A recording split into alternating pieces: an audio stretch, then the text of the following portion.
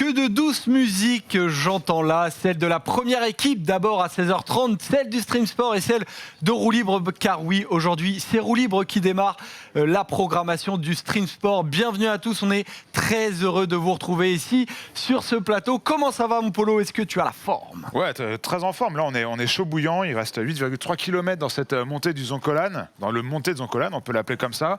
On va avoir une très très grosse explication entre les favoris. Pour l'instant elle n'a pas commencé, donc vous arrivez pile à l'heure, donc vous allez pouvoir suivre ça avec nous. Donc ouais, on est bouillant, on est ravis d'être là, Jo. Effectivement, on va suivre tous ensemble ce montée de Zoncolan qui est une étape du Tour d'Italie. Alors il reste 8 km avant l'arrivée. On fera un point sur la course très rapidement, mais d'abord je vous présente car Robin, vous le voyez, si vous connaissez Robin, il a bien changé aujourd'hui. C'est pas Robin, c'est Titouan. Comment ça va Titouan? Super, au top. Et Titouan, donc tu es membre tu as fondé Vélo Futé. Je suis l'un des cofondateurs de Vélo Futé, c'est ça? Voilà, et qui est alors si on ne connaît pas Vélo Futé, comment tu peux nous le présenter? On est un jeune média sur le cyclisme. Voilà, on a été créé au mois de juillet avec mon cousin en l'occurrence, qui est le second cofondateur. Et donc on essaye de transmettre notre passion pour le vélo de plusieurs manières différentes, en traitant plutôt de sujets de fond que de l'actualité. D'accord, bah tu vois, je savais pas que c'est Romain, du coup, ton cousin. Ouais. D'accord, ok, bah d'accord. Bon voilà, tous les liens familiaux sont annoncés. Donc du coup, d'ailleurs, on va en parler tout à l'heure, mais ce montée de Zoncolan, tu l'as présenté dans Vélo Futé. Polo, on fait un petit point sur la course parce que c'est parti depuis un bon moment. On est dans le montée de Zoncolan. de course, si tu veux tout savoir, Joseph. De quoi? 4h45 de course. Ah ben, Tu voulais l'info, tu l'as. moi, j'irai me coucher déjà après ça, Polo. Non, bah écoute, la situation pour l'instant elle est assez simple. On voit le groupe de favoris à l'écran, mais vous le voyez pas évidemment. Vous nous voyez nous devant une échappée, donc avec on va dire plus ou moins regroupé, comme vous le voyez sur le décompte autour de 8 secondes. Yann Tratnik qui est devant, Lorenzo Fortunato en contre un peu derrière, et le groupe qu'on peut appeler le groupe des favoris avec Georges Bennett, Nelson Oliveira, Bauke Mollema et Alessandro Covi qui lui végète à une vingtaine de secondes derrière Yann Tratnik en tête. Et puis un peu plus derrière, à 5 minutes 27 exactement, on retrouve le peloton emmené par Astana, toujours, si je dis pas de bêtises. Non, c'est Ouais, il vient de s'écarter. c'est Ineos qui vient de reprendre le manche. Alors ça, on commence à avoir des petites coupures de faisceaux. Je pense qu'on peut s'attendre à ce qu'elles soient nombreuses à l'arrivée. Donc ouais, maintenant c'est Ineos qui fait le tempo là, à 7 km 6 de l'arrivée. On rappelle que c'est Astana qui, depuis le début de cette étape, fait le tempo. L'un de leurs directeurs sportifs l'a dit, le montée de Zoncolan doit être gagné par un champion, donc on ne voulait pas faire rouler, on voulait faire rouler pour ne pas que l'échappée matinale gagne.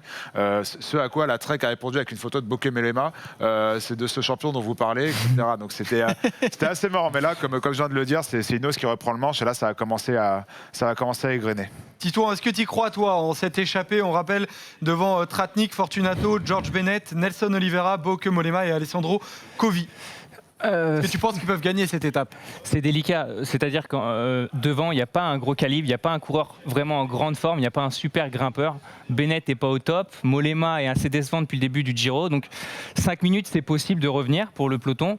Maintenant, l'échappée a une chance, je dirais moi que c'est du 60-40 pour le peloton. En tout cas, pour l'instant, ça fait maintenant deux bornes et demie que le peloton ne reprend rien sur l'échappée, ce qui peut être assez étonnant, parce que c'est quand même Yann Tratnik devant, que c'est quand même pas non plus le plus grand des grimpeurs. On va voir maintenant alors qu'on voit un Ineos s'écarter, c'est Moscon. Ouais, s'il a les bobos, c'est Moscon lui qui s'est vautré dans la descente, qui a tenté de suivre Vincent Nibali dans la descente. Il faut mieux éviter ce genre de truc.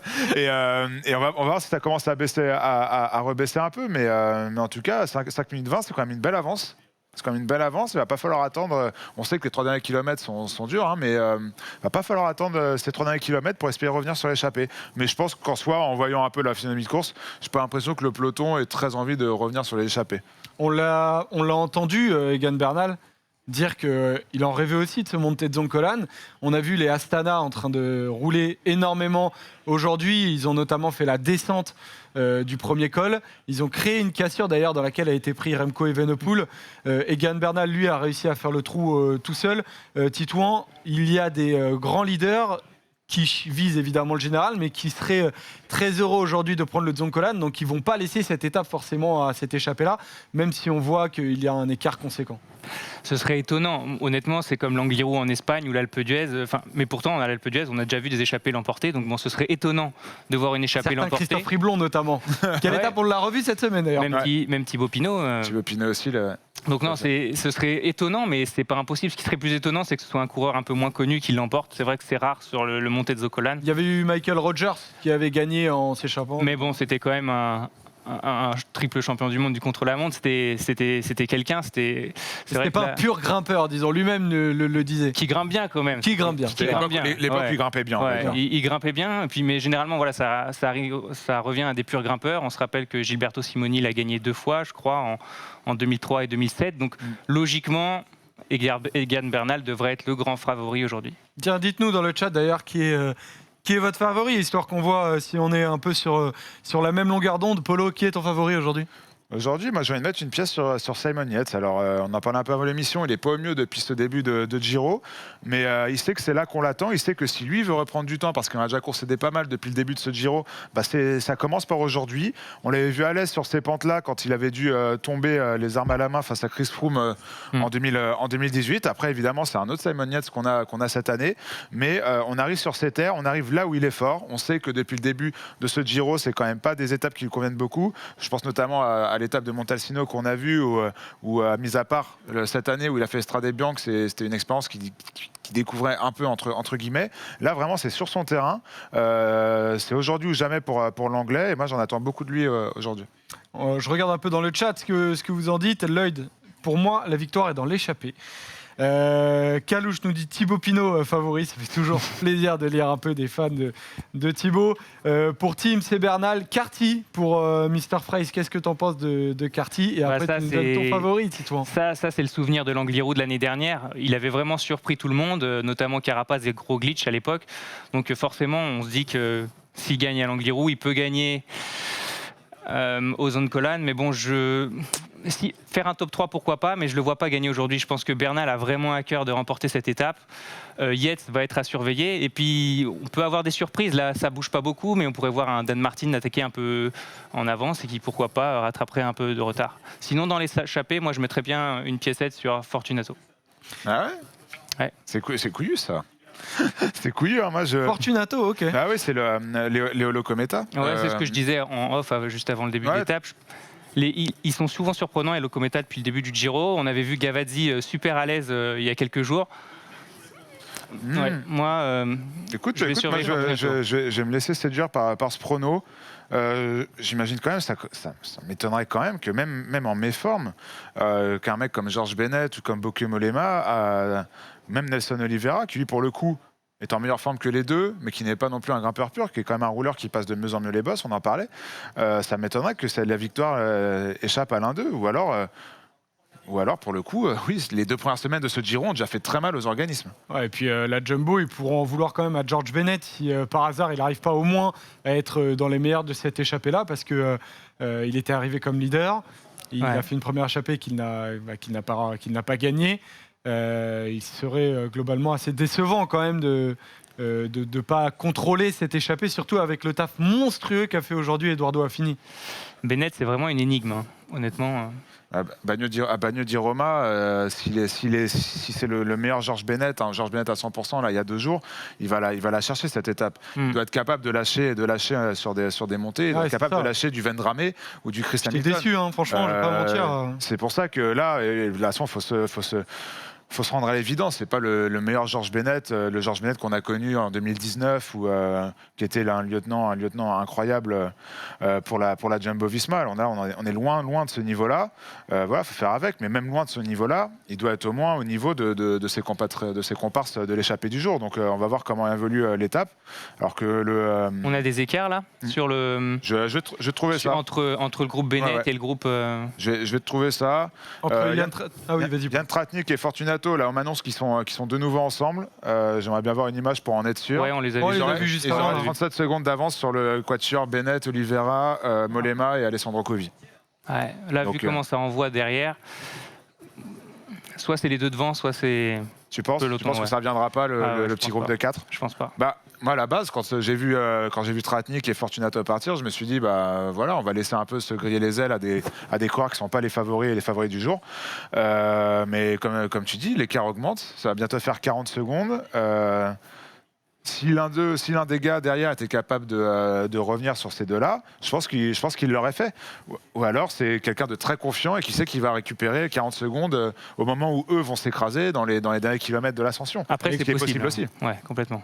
Elle est quand même étonnante l'attitude là, effectivement, de Mollema et de Bennett. En tout cas, s'ils ne peuvent pas faire plus, tout simplement, c'est autre chose. Mais dès qu'on les a à l'image, on va essayer de les analyser un peu. Mais c'est sûr que dans le groupe des favoris, ça fait mal, ça fait très mal là. On sent que c'est monté d'un cran. On va parler un peu de ce profil du Dzonkolan, parce qu'en fait, le Dzonkolan peut être monté par 3 versants différents. C'est ce que tu as expliqué sur Vélo Futé. Alors, c'est pas moi qui ai écrit l'article, c'est Quentin, une de nos nouvelles recrues. En effet, le Dzonkolan cette année, comme vous pouvez le voir sur notre site internet, cette année il est un peu particulier, c'est une autre côté de l'ascension. Et il est vraiment en 2 parties, avec cette première partie à 8% dans laquelle sont les coureurs actuellement. Ensuite, on a une petite phase de replat entre guillemets avec 4% sur je crois 500 mètres, 1 km, et derrière on repart sur un mur de 3 km à 20%, et là ça va être costaud. Et là honnêtement, comme disait Paul, en effet Bennett, s'ils sont vraiment en forme, c'est là qu'ils peuvent revenir et reprendre quelques secondes, mais bon, il va pas falloir attendre trop parce qu'avec 1 minute de retard, ça commencera à être compliqué. C'est une portion qui va convenir aux qualités de pur grimpeur d'un Georges Bennett, qui s'est plaint il y a 2 jours après n'avoir pas réussi à gagner l'étape du son poids et du manque de punch qui lui a manqué. Son poids, justement, je crois qu'il est à 58 kilos, c'est ce qu'il disait. Ouais, c'est ça. C'est ce qui doit lui servir pour faire la différence sur ce genre de profil.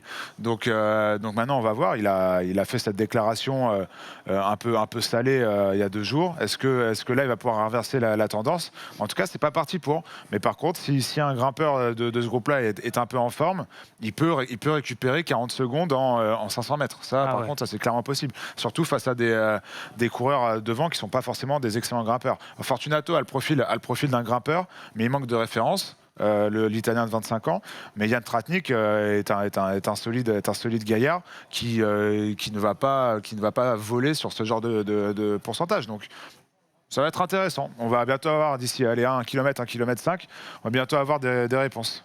Alors je sais pas qui est le Ineos qui s'est c'est Narvaez. Garé, ouais, c'est Narvaez.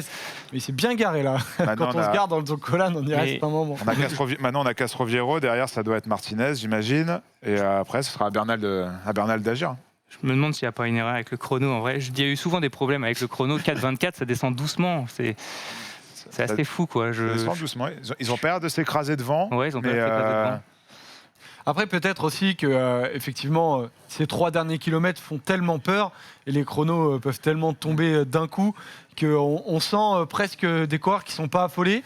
Mais au final, avec 3 kilomètres qui sont aussi monstrueux, Titouan, on peut se dire que ça a peut-être une logique, je ne sais pas. Ça a une logique pour les favoris, du fait qu'ils n'attaquent pas. Mais pour le peloton, pour que les Ineos roulent plus vite, là par contre je pense qu'il n'y a pas de raison spéciale, à moins que Bernal soit pas au top, mais j'en doute. Donc les favoris vont pas bouger, ça c'est sûr, à part peut-être des Dan Martin ou des mecs un peu moins forts.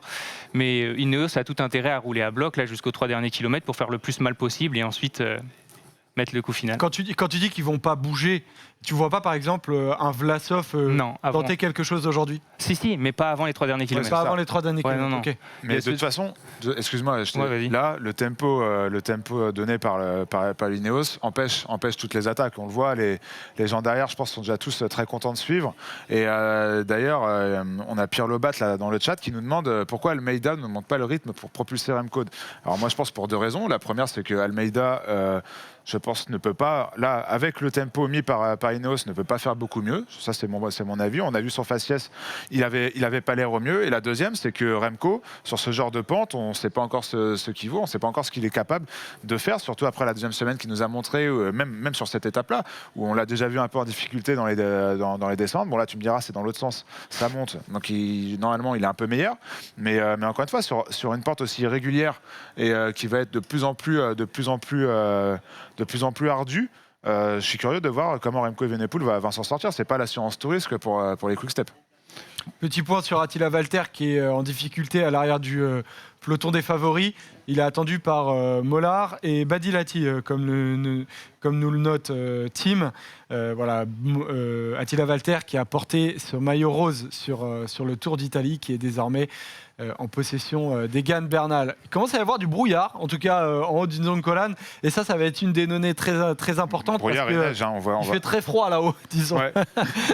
Une petite laine s'impose. Ouais, il fait froid, ils annoncent du 2-3 degrés, je crois, si je dis pas de bêtises, avec encore des restes de neige.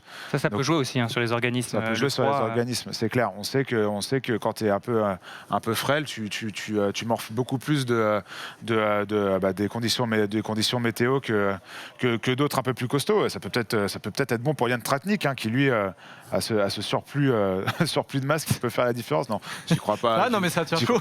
Il y en a un qui en a pas beaucoup de la masse graisseuse, c'est Romain Bardet, et qui il y a 2-3 jours noté et demandé au ciel un peu de froid, un peu de pluie, un peu de neige. Et c'est un des coureurs qu'on va suivre, hein, parce que lui aussi, très léger qu'il est, peut être très intéressé par une belle performance aujourd'hui. Comme tous, hein, mais...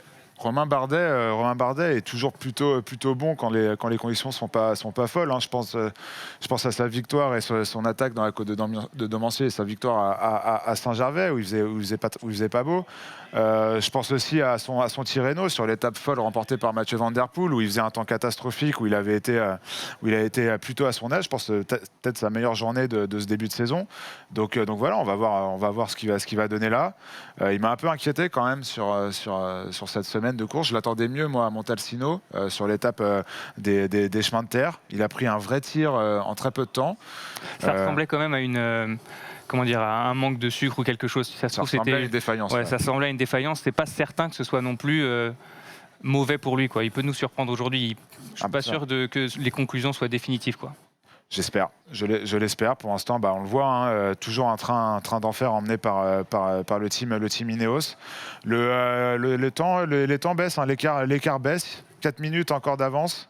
On rentre dans les... Ça y est. Ça descend vite. Et là, on arrive dans les pourcentages difficiles. On va voir si les deux de devant s'écroulent ou s'ils arrivent à maintenir un écart.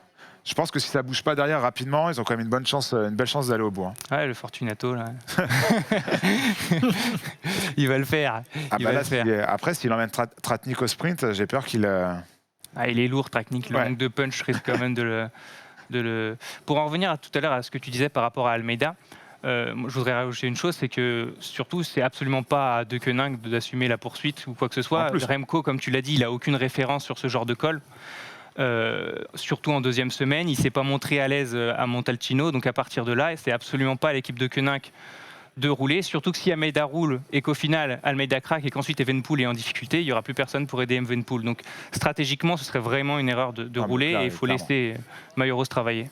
C'est ça, c'est pas ce qu'on attend pour le spectacle, mais je pense que pour tous les adversaires d'Egan Bernal, il n'y a pas d'autre chose à faire si on ne veut pas se cramer les ailes, ça c'est sûr. On fera un point tout à l'heure sur cette équipe de Koninck et sur Remco Evenepoel parce qu'il y a beaucoup à redire. Je fais un petit point sur le classement général. Si vous prenez ce Tour d'Italie en cours, donc on rappelle Egan Bernal est leader. Il y a Alexander Vlasov d'Astana qui est deuxième à 45 secondes. Le troisième, c'est Damiano Caruso, le vétéran, dirons-nous, de la Bahreïn Victorious. Il est à 1,12 et là, il commence à y avoir effectivement des coureurs qui ont pris un sacré tir par rapport à Egan Bernal. C'est Hugh Carty à 1,17, Simon Yates à 1,22 dont tu parlais tout à l'heure, Polo, et Emmanuel Bourman qui est à 1,50. Le pas l'oublier, Bourman. Hein. Voilà, et je voyais ça en parler tout à l'heure dans le chat et quelqu'un demandait, c'est KB qui demandait Bourman pour aujourd'hui, est-ce que c'est possible ? Oui. Moi, oui. Bien sûr que c'est possible. Ouais. Vu ce qu'il montre, il montre clairement en puissance. C'est quand même là, pareil, un peu à l'image d'un Simon Yates, c'est quand même des difficultés, des pentes sur lesquelles il aime performer quand il est à 100%. S'il continue sur la lancée de cette deuxième semaine de Giro, il fait clairement partie des favoris, en tout cas, pour récupérer, parce que je pense quand même que ça va aller au bout maintenant, il fait quand même partie des favoris capables de récupérer du temps aujourd'hui. Et puis on l'a vu à Montalcino, quand il a attaqué, il était moins surveillé par Egan Bernal.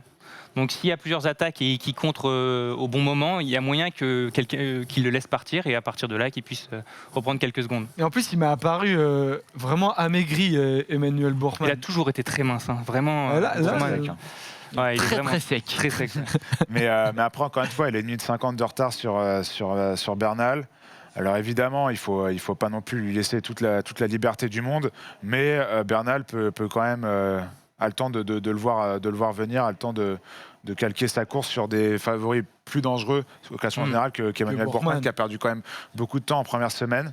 Donc on va voir un peu comment ça évolue après. C'est Kovi qui sort du groupe de poursuivants et on voit Mollema et Bennett qui sont dans la roue de Oliveira et qui arrivent pas du tout à répondre à cette semi-attaque, on va dire. Ils montrent finalement ce qu'ils ont toujours montré depuis le début de ce Giro, c'est qu'ils sont un ton en dessous de leur réel niveau.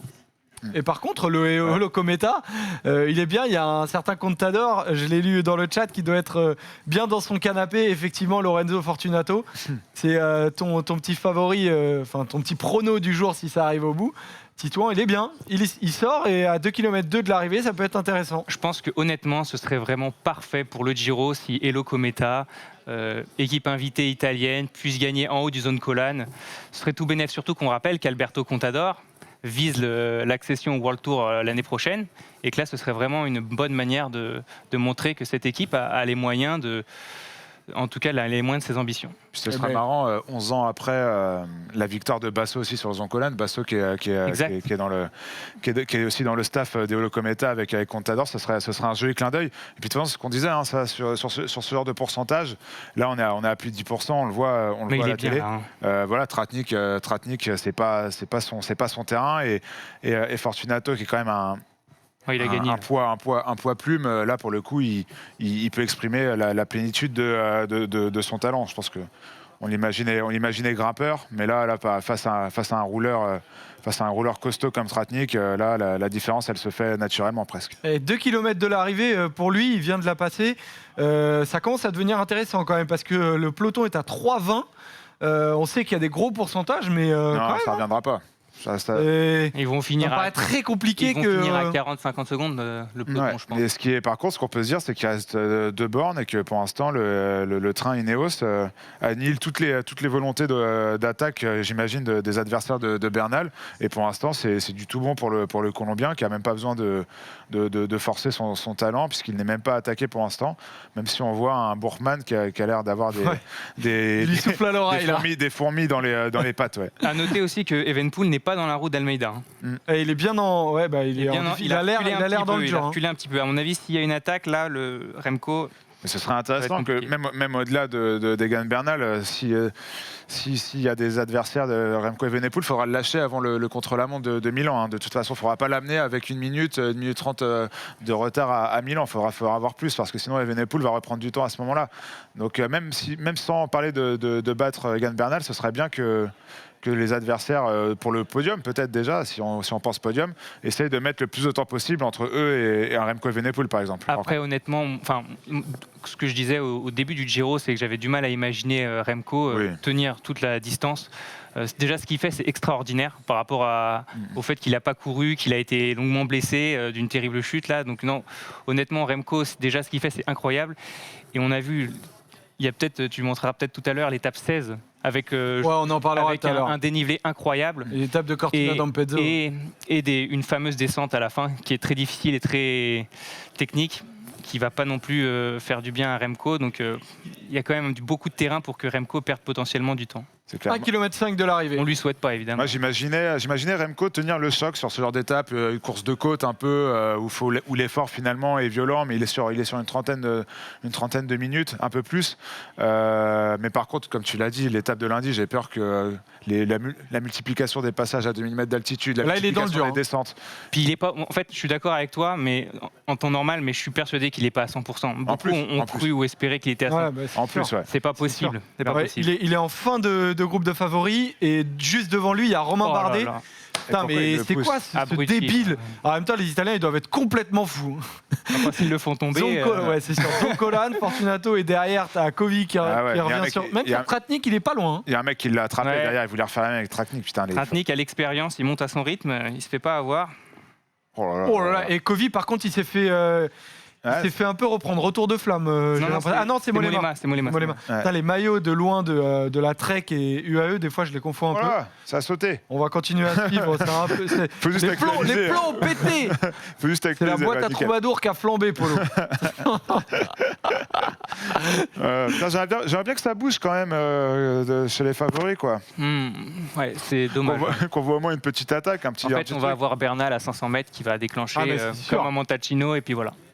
C'est clair. Et puis il va regarder les autres dans son Il y a de rétro. fortes chances après. Disons que ces pourcentages-là. Ah non, c'est Bourman pas il y va. non plus, Regarde, Bourman il va y aller là. Moi, Ah, c'est- mais on- Bourman il va y aller. Et Damien- Ah, il est debout sur les pédales. Allez, Et Manu. Bernal, je sais pas ce qu'il regarde. Je pense Il- qu'il regarde. Non, il est facile. Ouais, Il est mais c'est facile. fou, hein. T'as vu, il se retourne et regarde qui Qui est là en est où. Un Un état peu des les lieux. gueules Il et faut- puis il va en placer une. Il Tu faut vois. se dire quand même que l'échappée a 3 minutes d'avance sur le peloton, donc on a un peu le temps. Ils sont un peu plus loin quand même. Ah, je pense que Bernal, il va essayer d'y aller. Hein.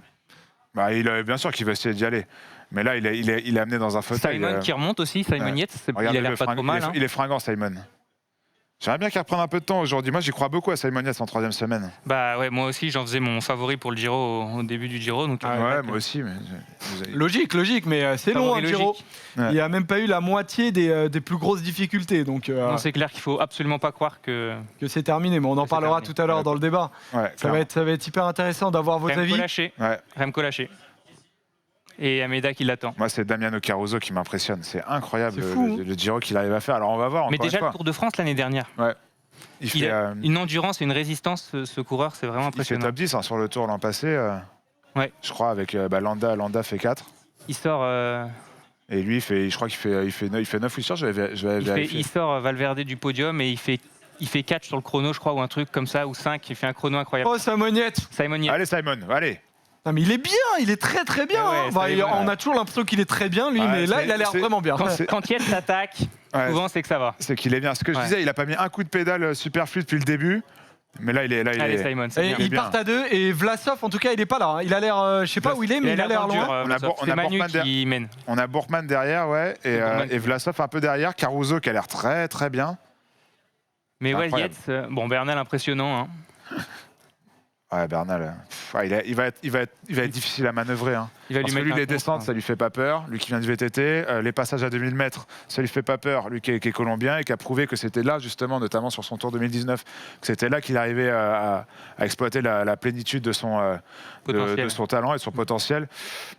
Ça commence à être inquiétant pour ses adversaires. hein. Ah, effectivement, en tout cas, Lorenzo Fortunato, lui, il continue à dans ses derniers mètres, Il va y arriver, 100 mètres pour Fortunato, le jeune hein. Italien. Allez. C'est exceptionnel ce qui se passe quand même. Hein. Premier grand tour Il pour y a cette Yann équipe-là. Ulrich qui court derrière les gars. Là. Michael Rogers. Ah, les Colombiens, ils régalent dans l'école, putain. Bon, arrêtez de courir trop proche, mais je vous kiffe quand même, beaucoup. Ouais. Je les avais rencontrés à l'arrivée Ah du là Tour là de là France là. quand Egan Bernal avait gagné. Ils Ouais. sont exceptionnels.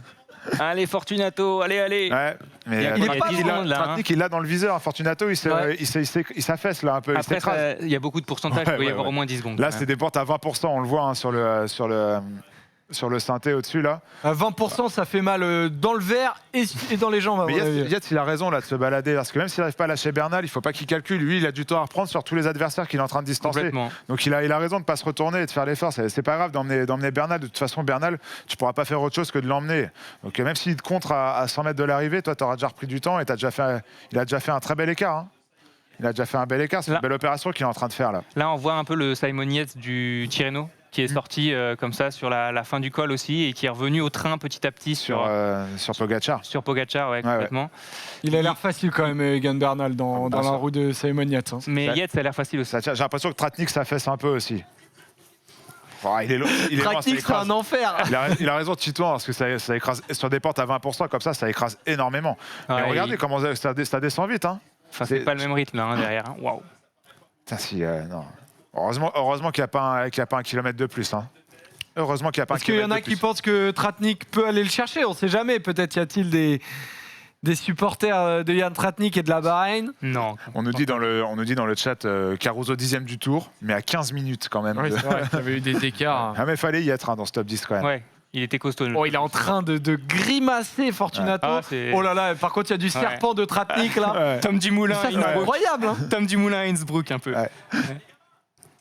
Ah, il a quand même. 400 Ouais, j'ai mètres, l'impression c'est dur, que c'est. Non, mais Oh là regardez, là. Ouais, c'est dur, mais c'est derrière dur aussi pour l'autre, donc c'est gagné. Ouais, c'est gagné. ouais. Il y a du 8 km/h max. On nous annonce une rampe à 27% là. Il paraît que c'est pas vrai, j'ai vu ça sur Twitter. Ouais, j'en sais. Il C'est la parlait- flamme rouge qui disait ça. Ouais, il paraît que c'est annoncé à 27 sur le profil officiel, mais qu'on dépasse pas les 20% normalement sur les rampes.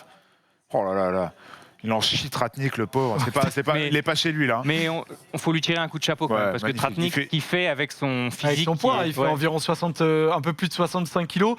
Il doit bien rendre plus de 5 kilos à Fortunato. Hein. 65, t'as le poids ou parce que moi j'aurais dit presque. C'est le 70. aller poids voir, les gars. Pro Cycling Stat. Ouais. Ouais. Ah, t'as regardé le poids de 67, Tratnik ouais, 67. Et Fortunato, il a annoncé à 62, quelque chose comme ça. Ouais, Il est à c'est top, 67 et je Fortunato. crois que Fortunato a annoncé à 58. Ah, ok, d'accord, bah, j'ai mal vu. Ouais, bon, 10 kilos d'écart entre les deux. Ça compte, hein. Ça compte, hein. Quand on sait que le Zoncolan est vraiment fait pour les coureurs légers, hein, pour le coup. Est-ce qu'il essaierait pas d'en mettre une? Est-ce que Bernal est bien ou pas? Ouais, il a pas l'air quand même de. Ouais. Il, est- Il a pas l'air si facile que ça, quoi, derrière Simon Yates. il travaille, hein, ouais, clairement. Je serais Ah, curieux de voir. Voilà, Voilà, le beau brouillard. On aurait de la chance au final, on Ça, aurait eu c'est des les images ultras. jusqu'au bout. On aurait des images jusqu'au bout, pas de flotte. Ça rappelle un peu le Eh ben, Mortirolo Fortunato. l'an dernier, À retrouver la il y fortune. a 2 ans, pardon. Bravo. Eh ben voilà, Bah, très beau franchement, travail bravo. passé, Titouan. Bravo à Lorenzo Fortunato et Olo Énorme Cometa. étape. Victoire. Incroyable. Et ça, tu le disais, hein, si tu veux te faire avoir, tu vises le World Tour. Ils font un super tour, un super Giro depuis le début. Ils se montrent, ils sont performants. Et là, ils viennent chercher peut-être l'étape la plus mythique de ce Giro 2021. Franchement, bravo à eux. Hein. J'aurais Allez. pas mis une pièce dessus. Hein. Allez voir sur notre site internet, on a fait aussi un portrait de cette équipe Elo Eolo Cometa justement avant le Eolo Cometa avant le Giro, donc n'hésitez pas à aller la lire. On espérait qu'il gagne une étape. Bon bah voilà. Et Ah, bravo, effectivement, 27 secondes pour Tratnik et à la fin. bravo à Tratnik hein, qui fait une super montée. On l'a dit tout à l'heure. Je suis curieux de voir qui va arriver après. Kovi, En tout cas, logiquement Kovi. Kovi logiquement qui est avancé. Oh là là, Bennett qui se fait reprendre par Bernal. Egan Bernal qui a Simon Yates et qui revient Ah là là. sur Bennett. Et Bennett, Oh là là il a là. explosé. Mais là, Bernal, attention, là, c'est sur des pentes monstrueuses. Il est monstrueux, là. C'est ce qu'il fait, c'est monstrueux, là, Bernal. Il va mettre beaucoup d'écart à C'est ce qu'on l'arrivée. disait un peu, hein, le Bernal qui va mettre le contre à 500 mètres. Ouais, c'est voilà. ça. Bam. Et là, il va mettre beaucoup d'écart à l'arrivée, là. Il y a Kovi qui arrive. Kovi, pareil. Kovi, ça fait 2 fois qu'il fait les places d'honneur sur le Giro. Ouais, Il doit l'avoir un peu mauvaise. Ah, Costaud Bernal. Et puis, ce qu'on disait tout à l'heure, il arrive dans une Oh là semaine là où il ne là. sera pas mis en difficulté. Donc, Ouais, c'est clair. non, il est- mais il De toute façon, Bernal, la seule inconnue, c'était son dos. Sinon, intrinsèquement, on savait tous que. bien sûr. Surtout dans un Giro comme ça, hyper ouvert, où finalement il n'y avait pas une énorme concurrence, notamment l'absence des Slovènes, etc. Si Bernal avait mal au dos, le Giro aurait pu être un peu ouvert. Mais là, Après, il est en pleine. Et là, en pleine Bernal, il pression, c'est reprend vrai. même Bauke Mollema. Donc, on avait 3,50 à l'abord des 3 derniers kilomètres. Hein. Il finit à 1,42 de Fortunato. Eh ben, bah, il a mis un peu tout le monde KO, je pense, derrière. Je suis déçu de Mollema et Bennett quand même. Hein. Ah bah ouais, vraiment. Avec Yates qui arrive 11 secondes derrière. Et maintenant, ça va être intéressant de voir l'écart qu'ils ont mis avec les autres. Hein. Bourman, qu'on va voir arriver par la suite. Bourman, je pense Bourman. Il y avait Caruso qui était bien dans sa roue aussi tout à l'heure, mais on n'a plus d'image. Mais là, je me demande où est Vlasov Caruso, aussi, il est quand là. même. Ouais. Ciccone, Ciccone. Martinez, Martinez et Caruso. Georges Bennett. Vlasov. Vlasov, ouais. Ah bah le voilà. C'est pas grisé, Vlasov. Il a fait quand Yates et Bernal ont attaqué. Il a fait une très belle perf, je crois, Ouais. aussi sur l'Angliru. Hein, donc, Ah, mais ouais, c'est Ah ouais, Martinez non, qui arrive avec Caruso. Ah non, Et Ciccone. Dan Martin. Dan Et Bourman, Martin. du coup, a explosé. Ouais, ils prennent presque Ouais, une Vlasov, minute. quand Hein. même, il prend. Vlasov prend un petit tir. Hein, Et quand Luc même. Carty, Romain Ah, notre Bardet. Bardet est là. Donc Romain Luc Bardet, Carty. c'était pas que une défaillance. Ouais. Mais alors, C'était s'il pas qu'une défaillance. il arrive là, bon, c'est pas mal, mais. Il est un peu en dessous, quoi, malheureusement. Il lui manque un petit truc. Ouais. Disons que c'est pas le Romain Bardet qui peut faire podium Vlasov, du il a tour. pas passé Quoi. la ligne encore. Non, en fait. Vlasov arrive là. Vlasov arrive. Et on s'est fait Vlasov avoir. prend Vlasov arrive près d'une seulement. minute 30, Ah ouais, Vlasov. 1 minute 40 par rapport à Egan Bernal. Hein. Evenepoel avec Almeida. Avec Guerrero. Et Evenepoel, c'est pas ce qu'on disait. pas si Il va surprenant que perdre. ça. Ouais. Là, ce qui est surprenant, c'est Vlasov. Normalement, là, on est vraiment sur lui aussi, sur des pourcentages, sur des difficultés Ouais. qu'il aime. Il faudra peut-être savoir c'est la température, peut-être la forme. Moi, c'était les doutes que j'avais en début de Giro, c'était la manière dont Vlasov peut tenir sur 3 semaines. On l'avait déjà vu, il avait parlé notamment sur la Vuelta, où je crois, il me semble qu'il avait chuté l'an passé. Ma grande question, c'était ça. C'était pour tous ces jeunes coureurs, leur premier grand tour en tant que favori, même pas leader, en tant que favori. Comment tu réagis à ça et dans des conditions difficiles comme ça, peut-être que Vlasov a beaucoup morflé aujourd'hui. Je serais très curieux de savoir ce qui s'est passé côté Vlasov aussi. Ouais, ça va être étonnant, parce qu'on l'attendait quand même, Titouan. Alexander Vlasov, quand tu es à 40 secondes de Bernal au bout de 2 semaines. On l'attendait surtout que son équipe a roulé toute la journée pour essayer de maintenir l'écart. Moi, je suis un peu déçu qu'aucune autre équipe n'ait pas essayé de les aider. Je suis étonné de ce désintérêt pour l'étape de la part des favoris. Honnêtement, c'est un peu étonnant. C'est quand même une arrivée mythique. Même si le Zone Colan est récent, c'est quand même une arrivée mythique. Et ce désintérêt T'étonne. m'étonne un petit peu. On va pouvoir peut-être l'analyser aussi. On va voir, on voit tout le monde qui arrive et on voit des visages qui sont quand même marqués. Ouais, Mais cette 3e semaine, quand même, elle va être intéressante. Parce que quand tu vois les visages qui sont marqués, les écarts qui existent, alors que tu as une 3e semaine qui va être absolument monstrueuse, ça risque d'être quand même hyper intéressant. Tu veux qu'on parte sur les enseignements, Joseph ? Eh ben, je termine, je rentrais Polo j'envoyais à notre Tom les images et comme ça il les avait et effectivement on allait partir. Caruso, c'est quoi, sur les 37 ans enseignements. 37 ans Putain, je sais pas, j'ai checké, bonne mais on ne doit pas en être loin. Hein. Damiano Caruso. C'est impressionnant, ouais, depuis le début, il m'impressionne parce que sur tous les terrains, il répond présent. Ouais, il est Quand costaud. c'est pentu, quand c'est irrégulier, quand c'est régulier, quand c'est de la terre. Il a toujours dû jouer l'équipier, en fait, de manière générale. Et c'est vrai que finalement, c'est un coureur exceptionnel. Une réelle progression en montagne. Caruso, 33 ans. 33 ans Ouais. Ah, il est pas... 33 ans. Je confonds avec C'est quand même un mec qui fait le même. ans, Il est annoncé au même poids que Yann Tratnik, hein, par exemple. Caruso à 67 kilos. épatant.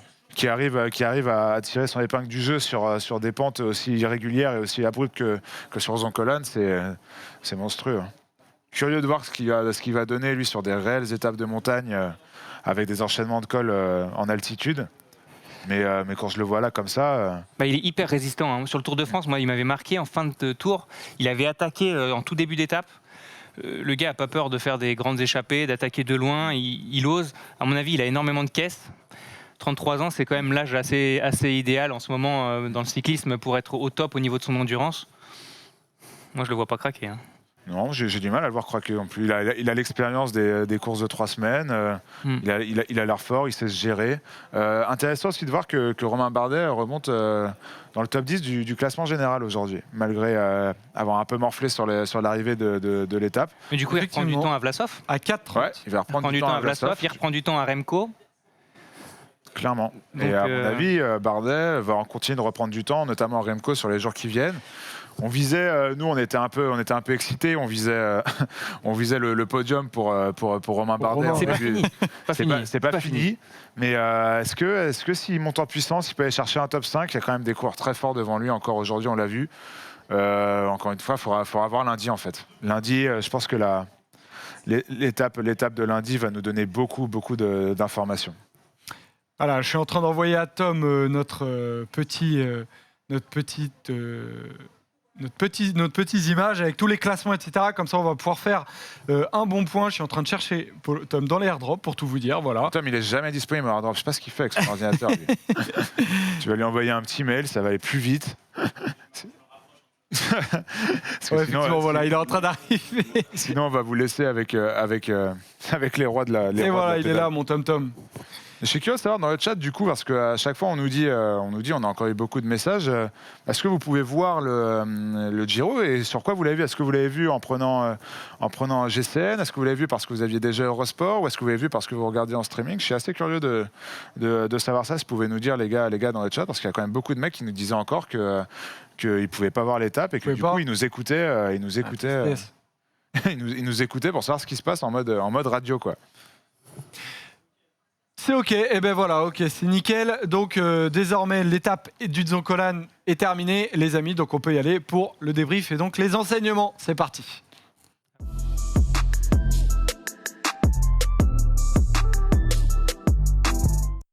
Les enseignements, donc Tom, tu peux balancer déjà pour commencer le classement de l'étape du jour pour voir que c'est un jeune Italien, Lorenzo Fortunato, qui l'a emporté devant Jan Tu l'as Tratnik. fait vite le tableau, Joseph. Hein, Bah ouais, t'as vu, j'ai efficace, tout. hein. Voilà, merci Pro Cycling que Stats, j'allais dire.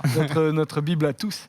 Devant Jan Tratnik et Alessandro Covi et Egan Bernal qui en patron est allé chercher la 4e place. Il a rattrapé notamment Bauke Mollema qui était un membre de l'échappée et Simon Yates qui fait une belle étape à 1,54.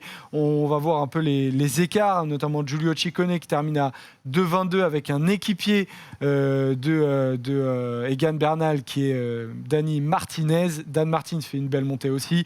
Et par contre, on voit des hommes qui ont perdu pas mal de temps. Emmanuel Bourgman, Hugh Carty, Romain Bardet, mais surtout le deuxième du général, Alexander Vlasov, qui perd aussi du temps.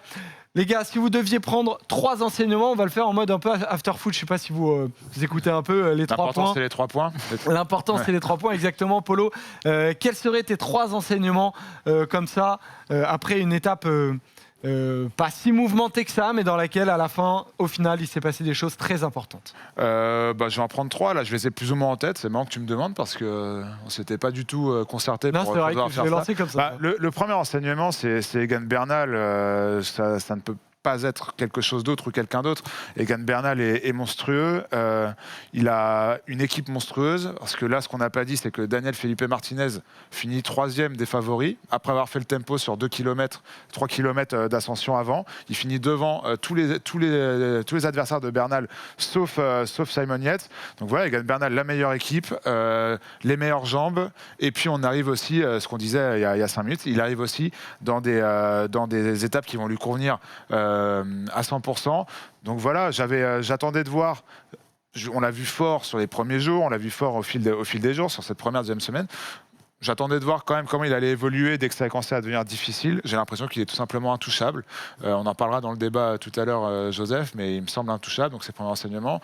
De mon point de vue, moi, le deuxième, c'est le retour de Simon Yates. Moi, j'en avais parlé dans la petite roue qu'on a faite sur Twitch, Joseph, le lundi dernier.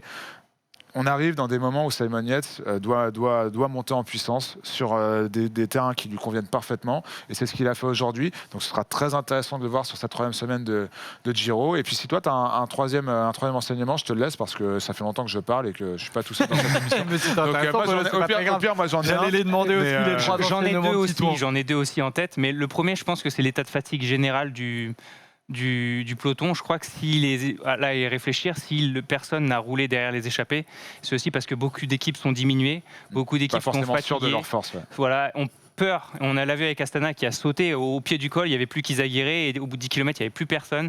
Je pense que le peloton est globalement très fatigué. Beaucoup d'équipes sont réduites à 6, 5 et finalement, il n'y a plus grand monde pour rouler. Et à mon avis, on va avoir énormément d'échappées encore en cette fin de Giro parce que les équipes sont l'air rincées et les conditions climatiques n'aident absolument pas à ça. Donc ces 3 enseignements-là, est-ce que vous êtes d'accord? Leurs enseignements, enfin leur enseignement principal de l'étape, si c'est autre chose que celui qu'on a mis nous, ce sera intéressant de voir. Mais à mon avis, je pense qu'on a vu la même étape. Il y a aussi sûrement Remco, je pense que... Ouais, Remco et Vlasov aussi. Vlasov, pour le coup, ce qu'on disait, c'est que Remco, on peut s'attendre qu'il perde un peu de débours sur du Bernal, sur des Yates, sur des grimpeurs. Vlasov devait faire partie de ce groupe avec Yates et Egan Bernal. Et pour le coup, il n'a pas réussi à suivre. Mais c'est même pas qu'il n'a pas réussi à suivre, c'est qu'il finit très très loin. Il finit même derrière un Romain Bardet. Il doit quoi? Il fait 11e de l'étape. Il prend plus d'1 minute, non, je pense. Ouais, il prend plus d'1 minute. Ça fait beaucoup pour quelqu'un qui vise le podium et qui visait la victoire en début de Giro. Surtout sur des pentes qui sont censées lui convenir. Ouais, Alexander Vlasov qui effectivement était 2e du général et il y a aussi Evenepoel qui a une 30 de Bernal. Oh, désolé. Alors Joseph, ouais, j'ai eu un petit chat dans la gorge. Effectivement. Voilà, on voit ces écarts qui sont toujours très impressionnants et on voit donc le top 10 du classement général avec Egan Bernal qui a désormais une 33 d'avance sur le revoilà effectivement Simon Yates qui gagne 3 places et qui est désormais à 1,33. Damiano Caruso qui n'est pas si loin à 1,55. Vlasov qui est, voilà, disons-le aussi, le grand perdant qui termine, qui est aujourd'hui à près de 2 minutes quand même. Hugh Carty aussi perd une place. Normal, Simon Yates en a gagné 3. Il est à 2,11. Bourman est à 2,36. Giulio Ciccone passe devant Remco Evenepoel. Dani Felipe Martinez aussi gagne une place. Et donc, effectivement, Romain Bardet qui passe à la 10e place. Il y en a un dont on n'a pas parlé et je ne sais pas du tout où est-ce qu'il est fini, c'est Tobias Foss. Il était 9e. Je crois qu'il a pris une. Alors, il y a Newsred qui, dans le chat, nous dit Foss a complètement explosé aujourd'hui. Ah, c'est dommage. Donc, je vais aller. Tobias Foss, il a ce profil, et je ne sais pas si tu es d'accord avec ça, Titan. Il a ce profil du grand coureur par étape, qui sera un grand coureur de course par étape dans 2-3 ans, quand il aura appris un peu la jumbo, on sait y faire. Tu vois, une espèce d'évolution à la Tom Dumoulin, j'imagine. Il est encore jeune, Tobias Foss, mais c'est quand même quelqu'un qui a gagné le Tour de l'Avenir, qui a fait deuxième justement derrière Attila Valter sur l'étape Rennes de ce Tour de l'Avenir. Donc il s'est monté, qui s'est très très bien roulé. On sait qu'à l'heure d'aujourd'hui, c'est quand même très important de savoir faire les deux si on veut gagner un grand tour. Je pense qu'il est même meilleur rouleur que grimpeur. Il est meilleur rouleur que grimpeur. Mais il s'est monté. Et même si là, il prend des tirs sur des pourcentages qui ne lui conviennent clairement pas. Je pense qu'avec le temps, avec l'expérience, avec un travail vraiment précis là-dessus, il pourra jouer les courses par les grands tours, tout simplement, pas que les courses par étapes. Mais voilà, là c'est encore un peu tôt, il apprend vite, hein, parce qu'on l'a vu sur cette deuxième semaine notamment, il était déjà très en forme. Je pense c'est un coureur qui va être très à l'aise plus sur le Tour de France, avec des pourcentages un peu moins importants et des cols plus roulants. Tout à fait. Voilà, c'est plus son profil. Après, moi, ce que je veux dire par rapport à Tobias Foss, c'est que George Bennett, lui, a complètement éclaté dès le départ et qu'il a finalement assez bien assumé ce statut de leader. Donc, même s'il prend aujourd'hui, je ne sais pas combien de temps, peut-être 2 minutes, 3 minutes, même plus dans la figure, il assume quand même bien son statut. Il a été excellent à Montalcino et on va encore le voir par la suite, peut-être dans une échappée. Pourquoi pas remporter une victoire d'étape que Bennett n'arrive pas à décrocher. Alors qu'on voit Remco Evenepoel arriver comme ça en parcours, c'est notre Tom qui connaît le vélo sur le bout des doigts. Mais c'est tenté, Tom. Tom est un fan de Remco Evenepoel et je sens qu'il a envie qu'on en parle. Voilà, donc on peut en parler. Hein? Voilà, il s'y connaît. Il y a Belgian Betting qui nous dit quelque chose d'intéressant, c'est que, et on commençait à l'évoquer tout à l'heure, c'est toutes les échappées iront au bout. Effectivement, Paul, c'est une particularité comme ça. Ah oui, Foss. Ah oui, voilà pourquoi il est allé. On peut pas t'en vouloir, effectivement. Pauvre Tom, c'est pas cadeau. Et d'ailleurs, c'était peut-être pas Remco, mais c'était peut-être Rémi Cavagna sans le maillot de champion de France. Du coup, j'ai pas fait gaffe. Mais, je ne sais même pas reconnu. Mais Tobias Foss, il a un maillot jaune, Tom. T'inquiète, t'embête pas avec ça. Il va aller chercher Egan Bernal il y a 2 ans. Toutes les échappées iront au bout. C'est un commentaire qui est très intéressant. Comment est-ce que tu l'analyses, toi, Paul, ça ? Toutes les échappées iront au bout. C'est à partir du moment où sur une étape aussi mythique, il faut que j'arrête avec le mot mythique, je l'aime bien, mais quand même, quand tu arrives aux Zoncolan, même si c'est un col récent dans l'histoire du Giro, c'est une ascension mythique. Et quand tu laisses une échappée y aller et qu'elle va au bout, justement, ça se posait la question sur l'intérêt des grands favoris. Je pense que l'intérêt global, et là, ça rejoint peut-être ce que disait Titouan aussi, c'est peut-être un état de fatigue trop important pour avoir l'assurance, que ce soit toi en tant que leader ou même de dire à tes coéquipiers allez rouler parce que je me sens bien, peut-être que dans le peloton, mis à part Egan Bernal, qui lui n'a pas besoin de faire rouler, qui n'a pas besoin d'aller chercher des étapes, il a déjà la sienne sur ce Giro notamment. Et finalement, ces gars-là, derrière lui, ont peut-être pas les armes pour aller chercher des victoires d'étape comme ça. Ils ont peut-être pas assez d'assurance au niveau de leur forme pour aller chercher ces victoires. Mais pourtant, alors c'est peut-être dommage aussi que la Bahrain Victorious, qui paraissait très forte avec Pello Bilbao et notamment Caruso, qui aurait pu potentiellement contrôler ce genre d'étape, Astana a essayé pourtant aujourd'hui et notamment a créé quelque chose de très intéressant dans la descente du premier col, Titouan. Mais derrière, ils n'ont pas réussi à véritablement contrôler cette échappée. Dès le début de l'étape, peut-être ça aurait dû être pris en main, ce qui n'a pas été fait. Ouais, ils ont enclenché quand même assez vite, je crois, avant même le début de l'autre col. Ils ont probablement roulé à l'avant du peloton toute la journée. Mais ils étaient seuls. Alors pourquoi étaient-ils seuls ? Moi, je pense que beaucoup d'équipiers sont cramés, sont vraiment fatigués. Tout le monde a besoin de se reposer. Les conditions n'aident pas. Et puis, il y a aussi peut-être au niveau des autres leaders une certaine résignation de voir Bernal un cran au-dessus. de se dire à quoi bon rouler, à quoi bon fatiguer mes équipiers si derrière c'est Bernal qui va nous mettre un contre à 500 mètres et nous tuer.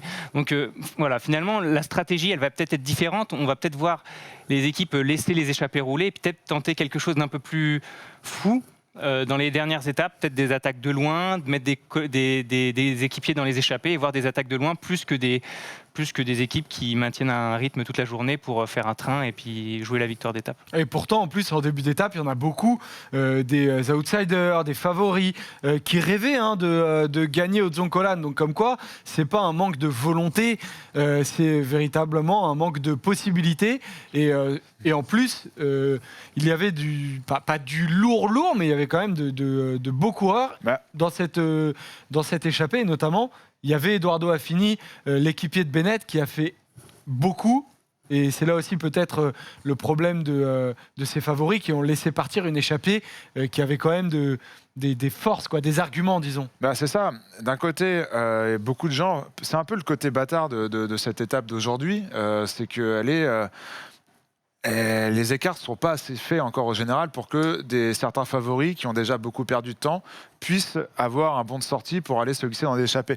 Comme sur le Tour de France, on le voit souvent sur ce genre d'étape. Le profil après était pas tellement adapté aujourd'hui. Le profil n'était pas adapté, mais tu as quand même une belle montée pour mettre des choses en place. Derrière, tu as le Zoncolan. Et finalement, tu le vois, l'étape, les coureurs, l'échappée a pris beaucoup de temps rapidement. Et c'est aussi le problème, tu vois. Je pense par exemple à quoi? À un Bardet, même un... Qui d'autre? Je réfléchis au mec Dan Martin. Dan Martin est super loin. Exactement. Dan Martin est super loin. Ces mecs-là n'avaient pas encore la latitude pour pouvoir prendre ce genre d'échappée. Et là où on aurait pu imaginer voir un groupe d'une vingtaine de coureurs, comme on a déjà eu sur ce Giro d'ailleurs, et finalement, tu as un plus petit groupe avec des équipes qui ne sont pas forcément représentées. Et après, toi, tu te poses la question de savoir pourquoi ces équipes-là ne roulent pas. Et mais si on roule, on va faire le jeu d'Ineos qui va lui mettre son train au pied et qui va aller faire gagner Bernal à l'arrivée et qui va aller chercher des bonifs. Donc c'est un peu bâtard. Et ouais, Briac qui nous dit que les Bahreïn auraient pu à 100% auraient pu quand même rebattre un peu les cartes.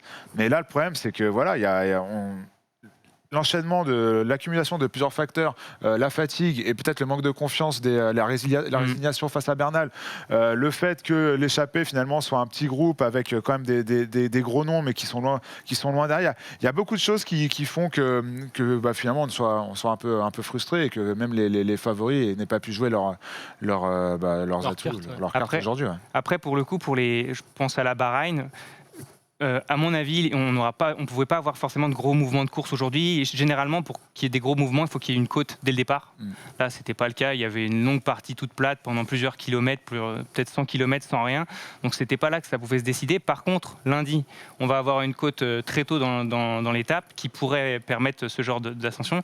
Et puis surtout, on va avoir l'avant-dernière étape, la 20e étape, samedi prochain, qui sera avec la seule étape qui enchaîne plusieurs cols et qui pourrait permettre justement là des mouvements de course. Nous, à l'époque, on avait imaginé que Mikel Landa serait très fort à ce moment-là. Très fort à ce moment-là pour cette course. Pas de bol, il est plus là. On l'a beaucoup imaginé. Mais par contre, un Romain Bardet qui fait comme à Saint-Gervais, qui attaque dans l'avant-dernière descente pour prendre un peu d'avance. Et pourquoi pas? Voilà, ça c'est pourquoi pas? Et voilà des débuts d'analyse intéressantes sur la 3e semaine. Et ça va nous permettre d'aller sur notre débat et se poser la question: est-ce que Egan Bernal a un prétendant véritablement pour lui contester cette victoire sur le Tour d'Italie? C'est parti pour le débat.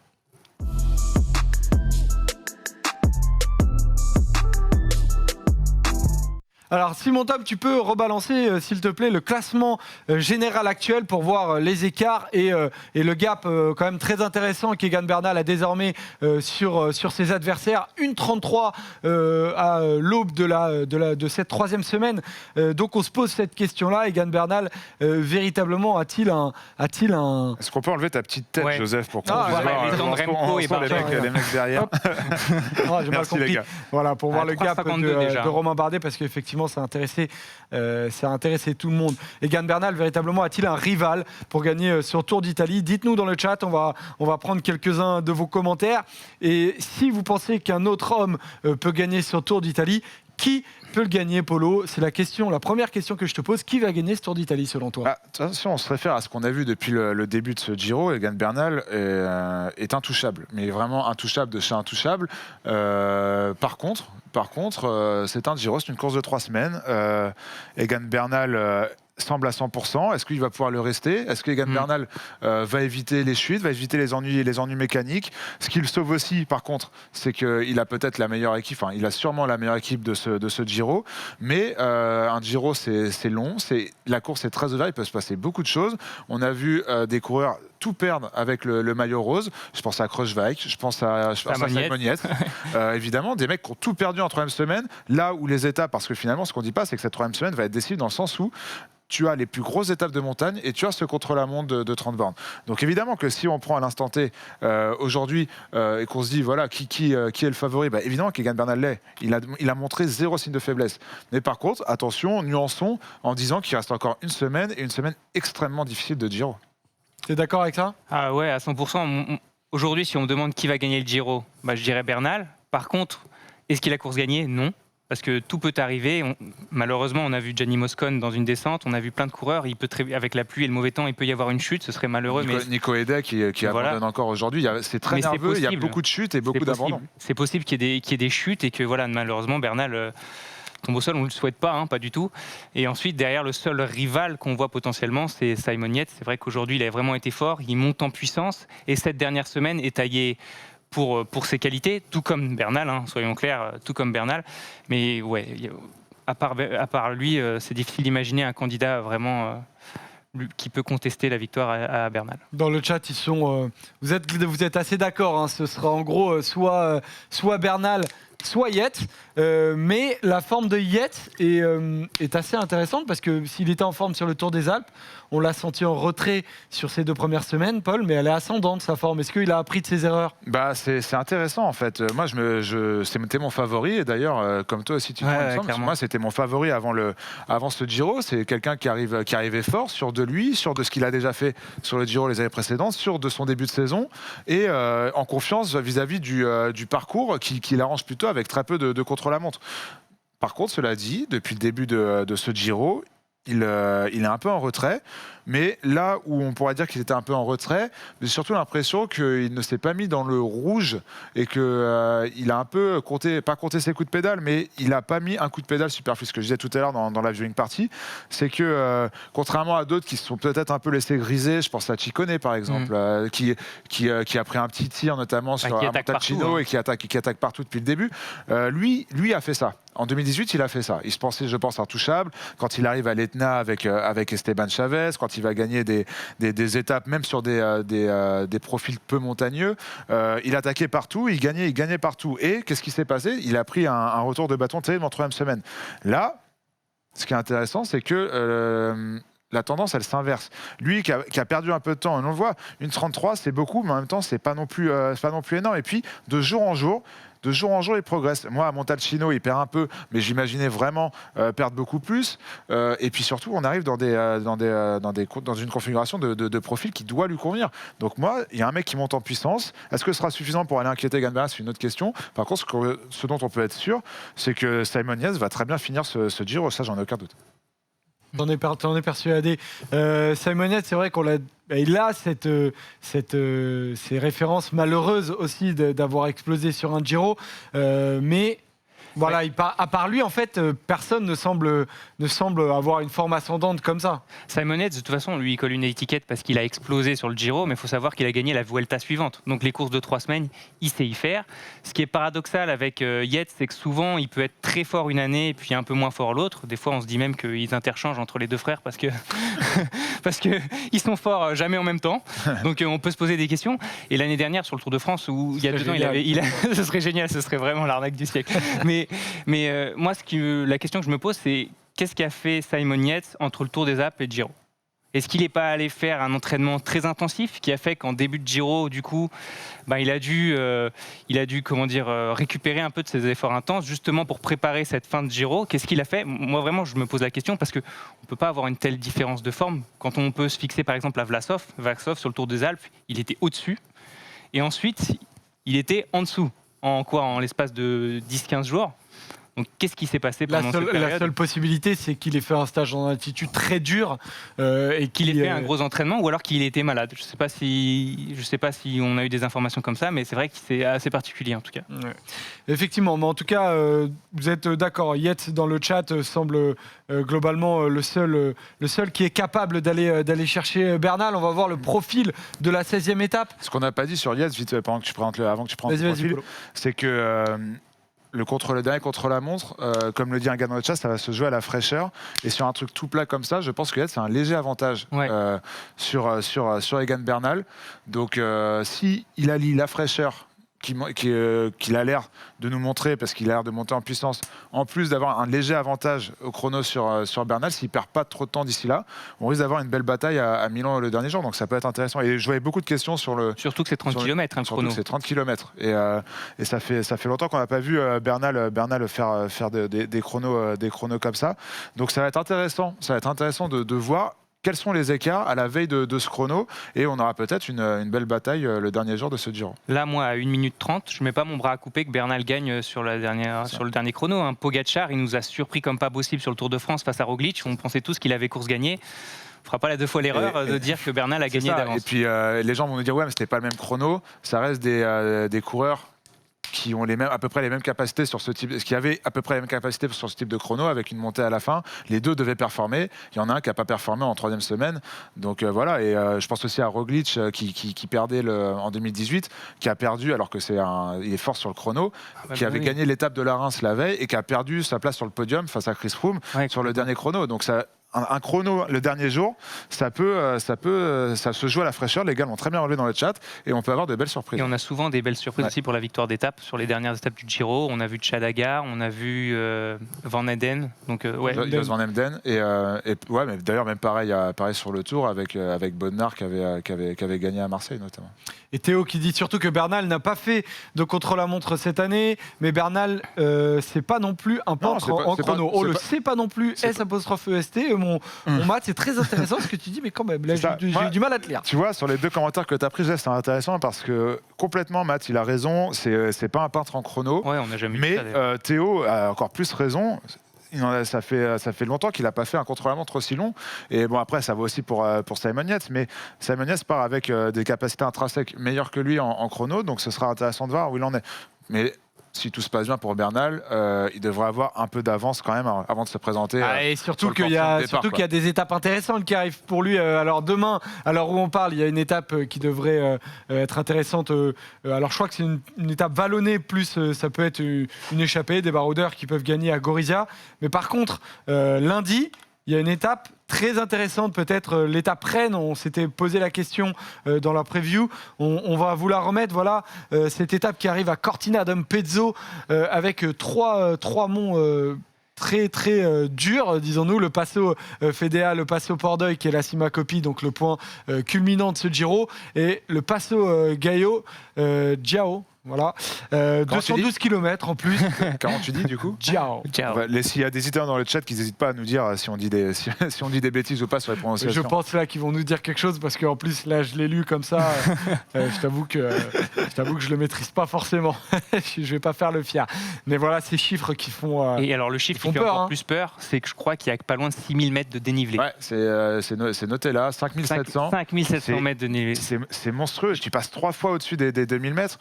Là, c'est du pur grimpeur. Et quand on voit déjà les purs grimpeurs, ce qu'ils ont réussi à faire aujourd'hui, moi, tu vois, par exemple, pour parler d'un Evenepoel, je suis très inquiet pour lui sur cette étape. Après, je pense qu'il l'est un peu plus que nous, ou pas. D'ailleurs, il est peut-être en confiance, mais ça m'étonnerait quand même. Je pense qu'il est réaliste sur ses capacités et qu'il sait très bien que de toute façon, il lui manque quelque chose depuis le début et que c'est difficile de... Fais gaffe, mon Titouan, parce que quand tu ouvres la bouteille, juste à côté de ton micro, ils doivent entendre des petits claquements.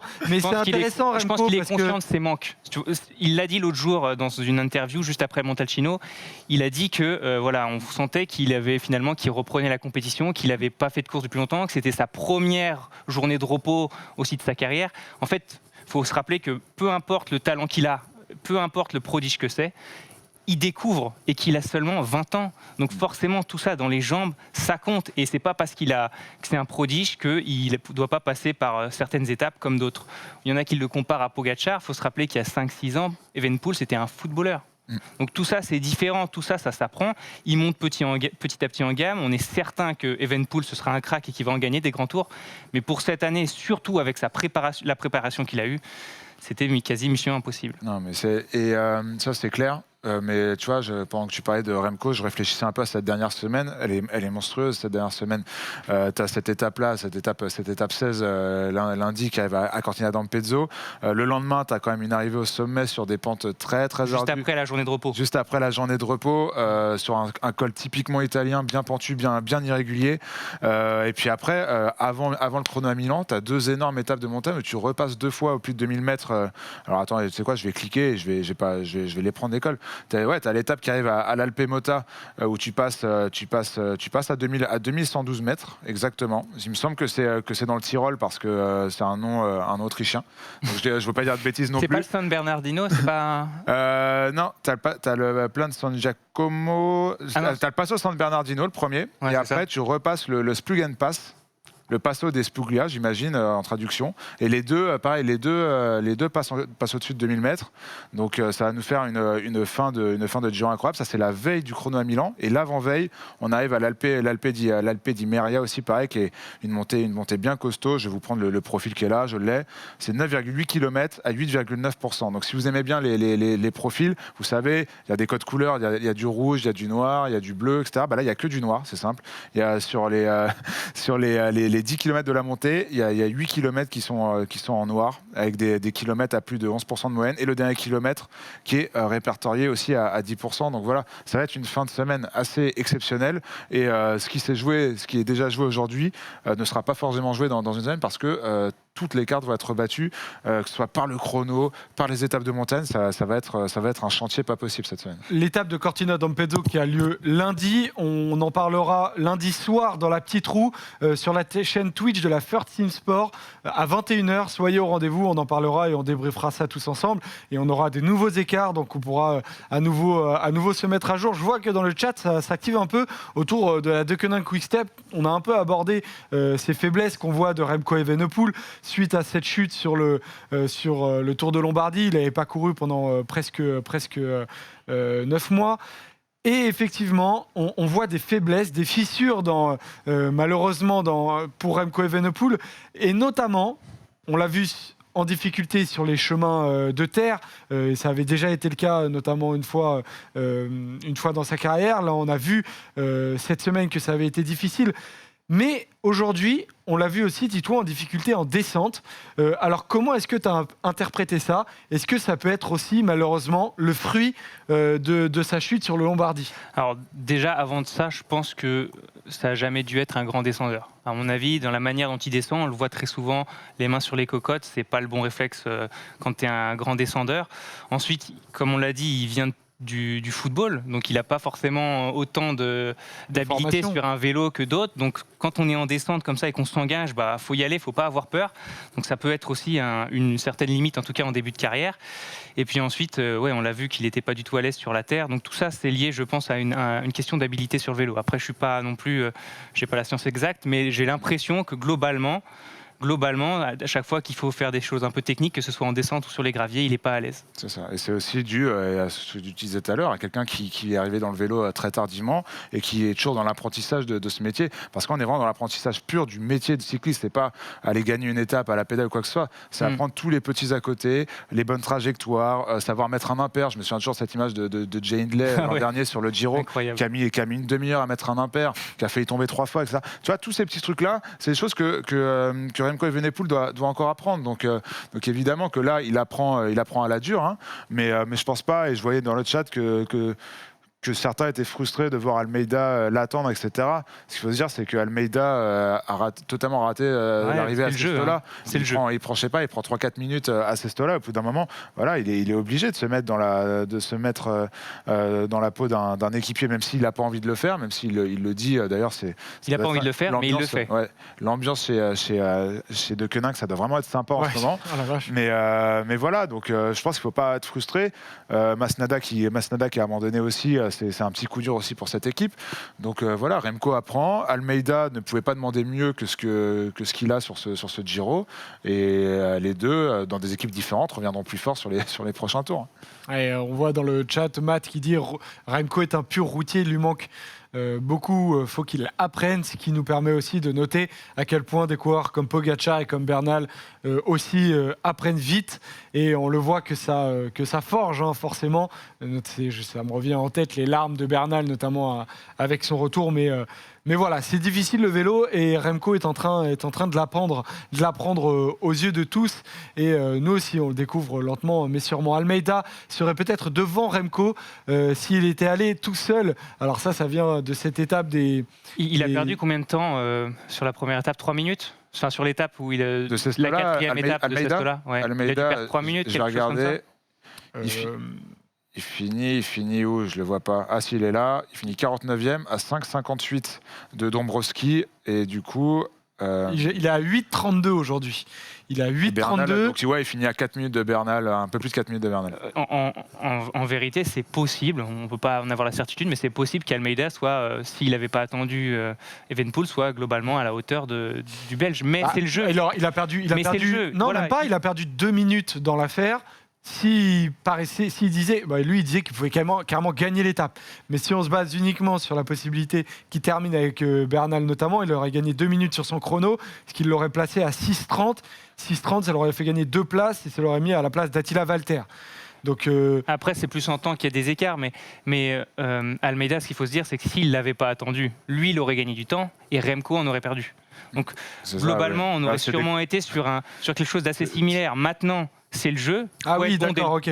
Maintenant, c'est après, le jeu. Almeida aurait été loin, et donc le premier concurrent de la Deceuninck n'aurait pas été 8e à 3,50, mais il aurait été 12e. Mais au final, il aurait peut-être fini mieux au classement. Mais je voulais terminer, c'est juste que c'est le jeu. C'est-à-dire que Almeida a craqué au bout de 4 jours.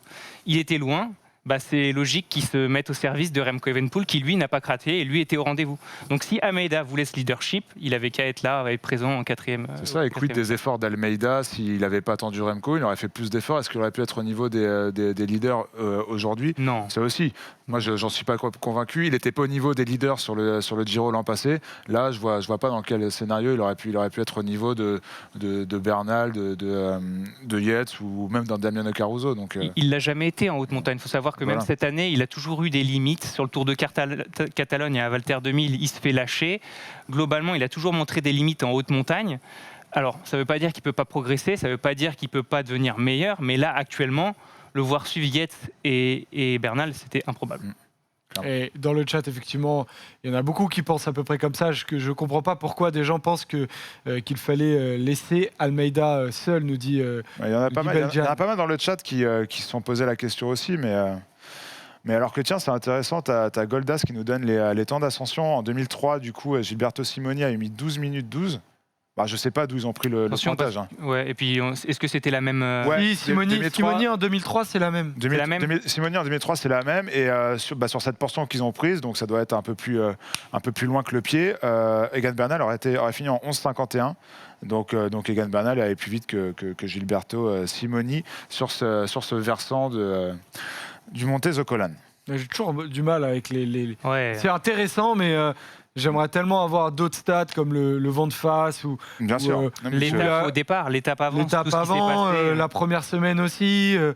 Bien sûr, c'est vraiment des éléments de stats à prendre avec des pincettes.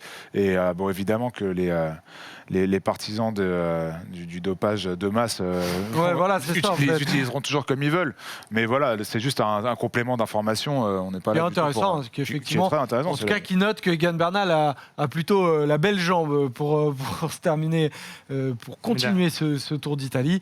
Mais effectivement, il n'est pas du tout terminé. Je voulais qu'on aille, les gars, sur le podium, parce que Bernal est premier, Yates est deuxième, et il y a plein de coureurs qui peuvent désormais prétendre au podium, parce que hormis Simon Yates, je ne sais pas vraiment si certains peuvent viser la victoire.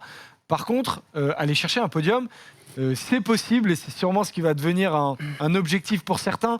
Si vous deviez faire un pari aujourd'hui, vous metteriez une piécette sur qui pour le podium? Honnêtement, J'aimerais bien Emmanuel Bourman. Nous, dès le départ, on en avait parlé sur Vélo Futé d'Emmanuel Bourman. On disait qu'il allait monter en puissance, que c'était un redoutable coureur capable de tenir sur 3 semaines. Mais Caruso est là. Caruso est un excellent rouleur et Caruso va pas lâcher sa place. Donc j'hésite, Caruso. mais je dirais Caruso peut-être finalement. Moi, franchement, je regarde, là, j'analyse. Caruso va être difficile à prendre, mais est-ce que Caruso va tenir cette dernière semaine qui est monstrueuse, lui qui n'est pas un pur grimpeur, hein. C'est le seul de tous les mecs dont on parle qui n'est pas pur grimpeur. Ce sera la vraie question. S'il y arrive, en tout cas, ce sera exceptionnel. Et lui ne perdra pas de temps sur les autres, sur le contre-la-montre. Si je vais mettre une grosse cote, peut-être un gros retour de Daniel Felipe Martinez. Ouais, je le regardais, là, il est à 3,52. Voilà, là, je pense qu'aujourd'hui, chez Ineos, on a oublié d'être bête et on a vu qu'à la pédale, Dave Felipe Martinez sur cette montée était peut-être aussi fort que Yates et Bernal s'il n'avait pas bossé pour Bernal. Est-ce qu'il a beaucoup roulé? Il a roulé sur 2-3 bornes quand Castroviero s'est écarté. Voilà, est-ce qu'on va pas viser ça aussi côté Ineos, ce qui pourra aussi permettre de tenter des stratégies différentes. On se souvient qu'ils avaient un peu tenté en début. Ouais, Dave Felipe Martinez roule bien aussi. Ils avaient un peu tenté en début de Giro, je crois que c'était l'étape de Sestola. La 6e étape. Ou la 6e, là, la 6e avec l'arrivée. Ascoli, je crois. Ouais, à Ascoli, où c'est Dan Felipe Martinez qui attaque. Ouais. Voilà, ce sera intéressant de voir. Ma grosse cote, c'est ça. Sinon, pareil que toi, j'irais peut-être sur un Caruso qui arrive à tenir et à nous faire un très beau chrono pour assurer ce podium. Mais c'est très difficile à lire et il y a moins qu'il y ait une surprise encore complète. C'est pour ça que j'ai tenté la surprise Martinez, c'est que voilà, les écarts sont importants, mais ils sont importants sur Bernal et finalement il est qu'à 2 minutes, un peu même plus Bardet, de Simon Yates. Même Bardet est à 2 minutes. Après Bardet, le problème c'est que c'est pas 2 minutes, c'est 4 minutes qu'il doit récupérer. C'est ça. Et le problème de Bardet, c'est le chrono aussi, contrairement à Martinez ou à un Caruso. Donc là pour après, il n'y a pas d'énormes, il n'y a pas beaucoup de bons rouleurs dans le top 10. Non, c'est vrai. Il n'y a pas beaucoup de bons rouleurs, mais il n'y a pas beaucoup de mauvais rouleurs non plus. Et je pense que dans le top 10, j'ai l'impression. Je pense que le pire, c'est peut-être Bardet ou Ciccone. Ouais.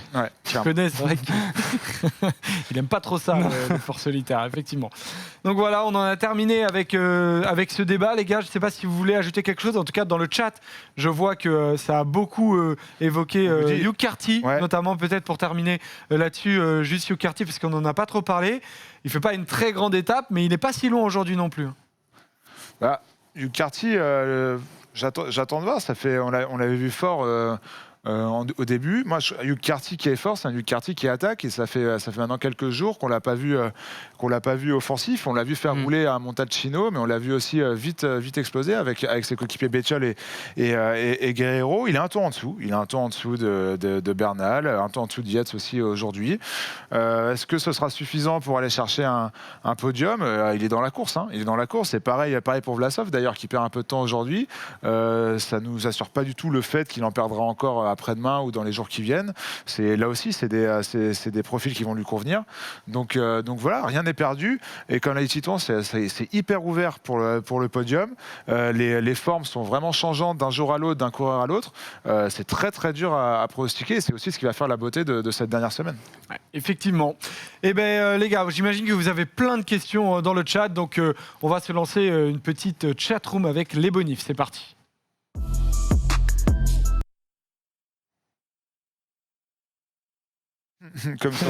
comme sur le Giro.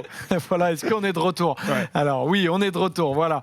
Donc on va évoquer avec vous tous les sujets que vous souhaitez. Vous pouvez y aller et poser n'importe quelle question. On les prend, ça peut être sur le Giro en soi, mais aussi sur des questions très générales. N'hésitez pas, c'est toujours un moment qu'on attend avec impatience. Et juste après, on aura un quiz. Hein, donc on va prendre 4-5 questions et après on ira sur un quiz. Titouan, tu verras, il va y avoir du qui est, il va y avoir du qui suis-je, il va y avoir des énumérations, il va même y avoir une petite photo à retenir. Ça pourra être intéressant. Très intéressante question de Rayon. Est-ce que Bouchard pourra garder son maillot parce qu'il l'a actuellement. Alors je vais aller chercher pour pas vous reprendre de cours. Il me semble qu'il a quasi 2 fois plus de points que son. Ouais, il est 96 points. Bernal 57 points, Mollema 50 points. Bah, là, son rival, c'est Egan Bernal. C'est toujours un peu l'histoire des grands tours avec le maillot à pois. Est-ce que le gars qui le joue va pouvoir résister aux favoris qui, lui, ne le joue pas, mais qui gagne des points en finissant, en allant chercher des gros points sur les arrivées difficiles. Geoffrey Bouchard a déjà prouvé qu'il pouvait ramener un maillot à pois. Là, il est quand même bien lancé. Il sait que les étapes comme celle d'aujourd'hui, c'est pas là qu'il va marquer des points. Lundi, contre, il faudrait qu'il soit inspiré de prendre une échappée, peut-être lundi. Il y aura beaucoup d'occasions de prendre des points. Il va falloir qu'il les prenne toutes. Il va falloir qu'il les prenne parce que son avance, notamment sur Bernal, elle n'est pas énorme. Et Bernal, lui, cette semaine, il va en prendre des points, quoi qu'il arrive. Quelles que soient les physionomies de course, il va en prendre, il risque d'en prendre beaucoup. Donc son maillot est très loin d'être assuré. Donc comme le dit Titouan, il ne faut pas qu'il lâche une seule occasion de prendre quelques points par-ci par-là. Sa bonne chance, c'est quand même l'abandon de Gino Madère, qui devait être sûrement son principal concurrent et qui était porteur du maillot de meilleur grimpeur. Là, aujourd'hui, on ne voit pas beaucoup de concurrents. Moi, je suis énormément déçu globalement du suspense dans ce classement. J'attendais beaucoup d'un Guerrero. Personnellement, je le voyais comme le favori pour faire le maillot. Et on l'a vu très en retrait, même dans les échappées, quand il y est allé, il n'était pas en dedans. Et finalement, Bouchard, lui, par contre, il a toujours assuré. Guerrero, je crois qu'il s'est un peu embrouillé avec Andrea Pasqualone. Alors, j'ai pas bien suivi ce qui s'est passé dans le chat. Si certains ont des informations là-dessus, qu'ils n'hésitent pas, j'aimerais bien qu'on en parle pour savoir ce qui s'est passé, parce qu'il m'a l'air plutôt bagarreur, le Ruben Guerrero. Il a le sang effectivement, j'ai l'impression qu'il a le sang chaud. Mais effectivement, Bouchard, il paraît quand même bien parti. Et s'il fallait mettre une pièce sur le vainqueur, je mettrais Bouchard. D'accord. Okay. De manière globale, moi, mais ça c'est une autre discussion, mais ça m'ennuie toujours de donner le maillot à pois à un favori qui ne le joue pas. Donc évidemment, la règle est la règle. Peut-être imaginez la repenser. Elle a été changée il y a quelques années sur le Tour de France. Je me rappelle que justement, ils avaient fait en sorte de doubler les points à l'arrivée pour que le meilleur grimpeur vienne plus à la réalité. C'est ça, mais le problème de doubler les points à l'arrivée, c'est que quand c'est un favori qui arrive à l'arrivée, ça fait beaucoup de points pour le favori. Encore, le favori le jouerait, tu vois, il en dirait que c'est un de mes objectifs. Je sais pas, par exemple, si Bernal dit voilà, mon objectif c'est aussi d'aller chercher le maillot à pois, dans ce cas-là, vas-y, avec plaisir. Le problème, c'est que c'est souvent un truc qui arrive à côté, tu vois. Sans le chercher. Je trouve ça un peu dommage. Après, la règle est la règle, et ceux qui se battent pour ce maillot sont bien au courant, bien mieux au courant que nous de la règle, et à eux de courir de manière différente. Et Bernal, à la fin du Giro, il pourrait terminer avec le maillot rose, le maillot blanc et le maillot à pois. Et s'il n'y avait pas eu le changement de règlement il y a 5-6 ans, il aurait fini aussi avec le cyclamène. Effectivement. Ça aurait été une belle année. Est-ce que Sagan est en danger pour son maillot cyclamène pour la fin du Giro ? Absolument. Il y a Nizzolo qui revient un peu, mais absolument pas pour toi, Titouan. Non, parce que finalement, combien il y a d'étapes pour sprinter ? Demain peut-être, et encore c'est pas sûr. Derrière, c'est que la montagne, donc à partir de là, qui va aller prendre des points à Sagan? Le seul qui peut aller en prendre en faisant des longues échappées, c'est Sagan lui-même. Donc Nizzolo, même si demain il gagne l'étape et que Sagan fait 25, Sagan pourrait quand même essayer de récupérer des points. Donc à partir de là, il y a 135, 126.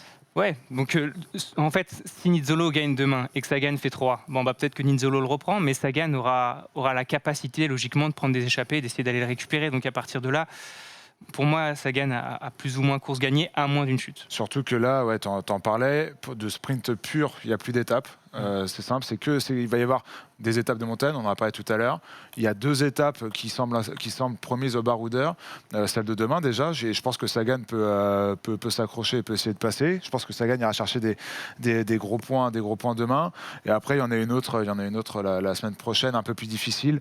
Mais pareil, c'est pas là que Nizzolo et Steve Chimolai vont aller rechercher des points à Sagan. Donc l'avance n'est pas maigre. Certes, mais je vois pas, comme le dit Titouan, je vois pas d'endroit où il pourrait en récupérer.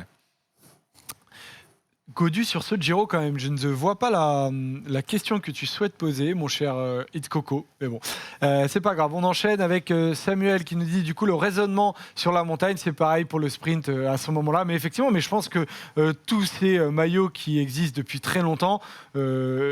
Peut-être qu'aujourd'hui... Alors, c'est pas vraiment ça, parce que Paul, justement, aimerait plutôt que le scénario du maillot de meilleur grimpeur soit le même que celui du maillot de meilleur du Bah, c'est classement ça. par points. Ah oui, d'accord, ok, je l'ai en fait, compris, Alain. Ok. C'est que en fait le but du jeu, c'est que ce soit pas forcément le meilleur sprinter qui remporte ce classement, et c'est pas le but du classement par points. Ça a toujours été le classement de la régularité sur les arrivées, ça a jamais été le classement du meilleur sprinter. D'accord, Sagan- ok, j'ai Sagan compris court. l'inverse, effectivement. Sagan court pour gagner ce maillot, Voilà. chose que ne fait pas forcément Egan Bernal, et c'est pas du tout contre Egan Bernal de dire ça, mais il a d'autres objectifs bien plus importants, et pour le coup Sagan, lui, son objectif c'est le maillot cyclamed, comme les 7 maillots verts qu'il a remporté sur le Tour de France, donc c'est pas vraiment les mêmes choses, c'est pas les mêmes dynamiques en tout cas.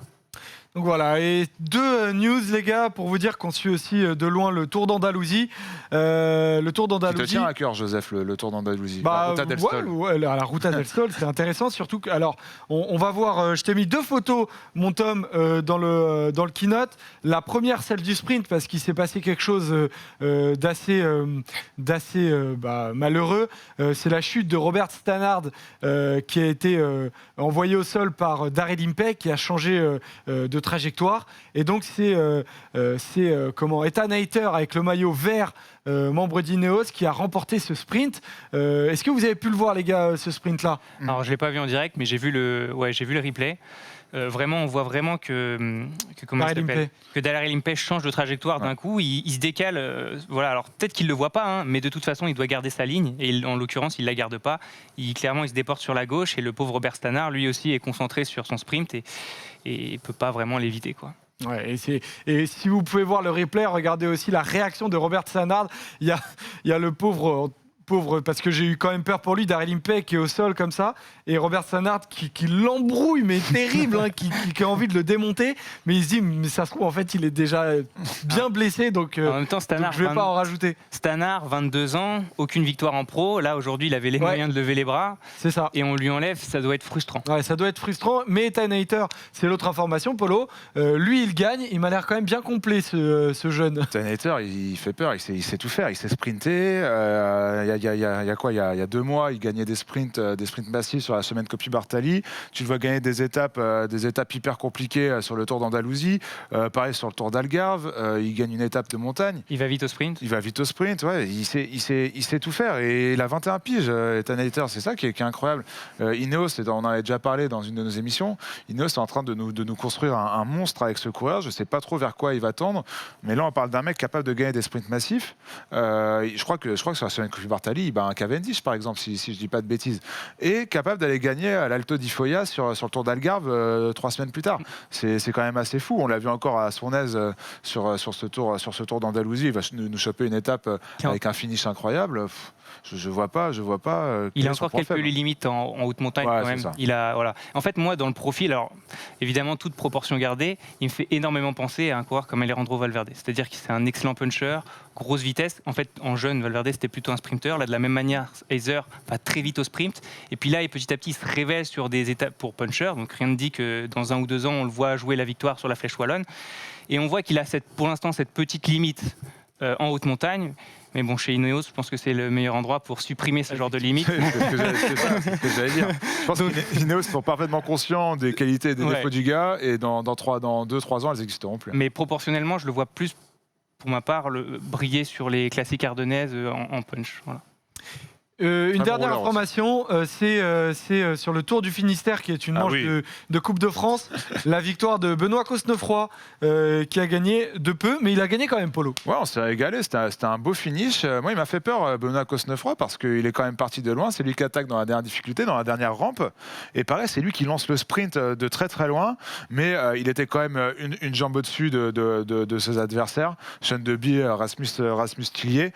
Mais ça s'est pas joué de beaucoup. Ça s'est pas joué de beaucoup, et par contre ce qui était beau, c'était de voir l'émotion à son arrivée, lui qui a connu quand même une année entière de galère ces derniers mois. Il y a eu des larmes, hein, tout simplement. Ça fait plaisir, mais on l'avait quand même bien se comporter là sur les dernières dans le printemps là, sur les dernières Flandriennes. C'était assez sur les Ardennaises, pardon, c'était assez rassurant. Voilà, mais là il avait besoin quand même d'en claquer une, et c'est ce qu'il a fait, donc voilà, tant mieux pour lui. Et là c'en est quand même c'est quand même une très belle victoire. Ça va le débloquer mentalement.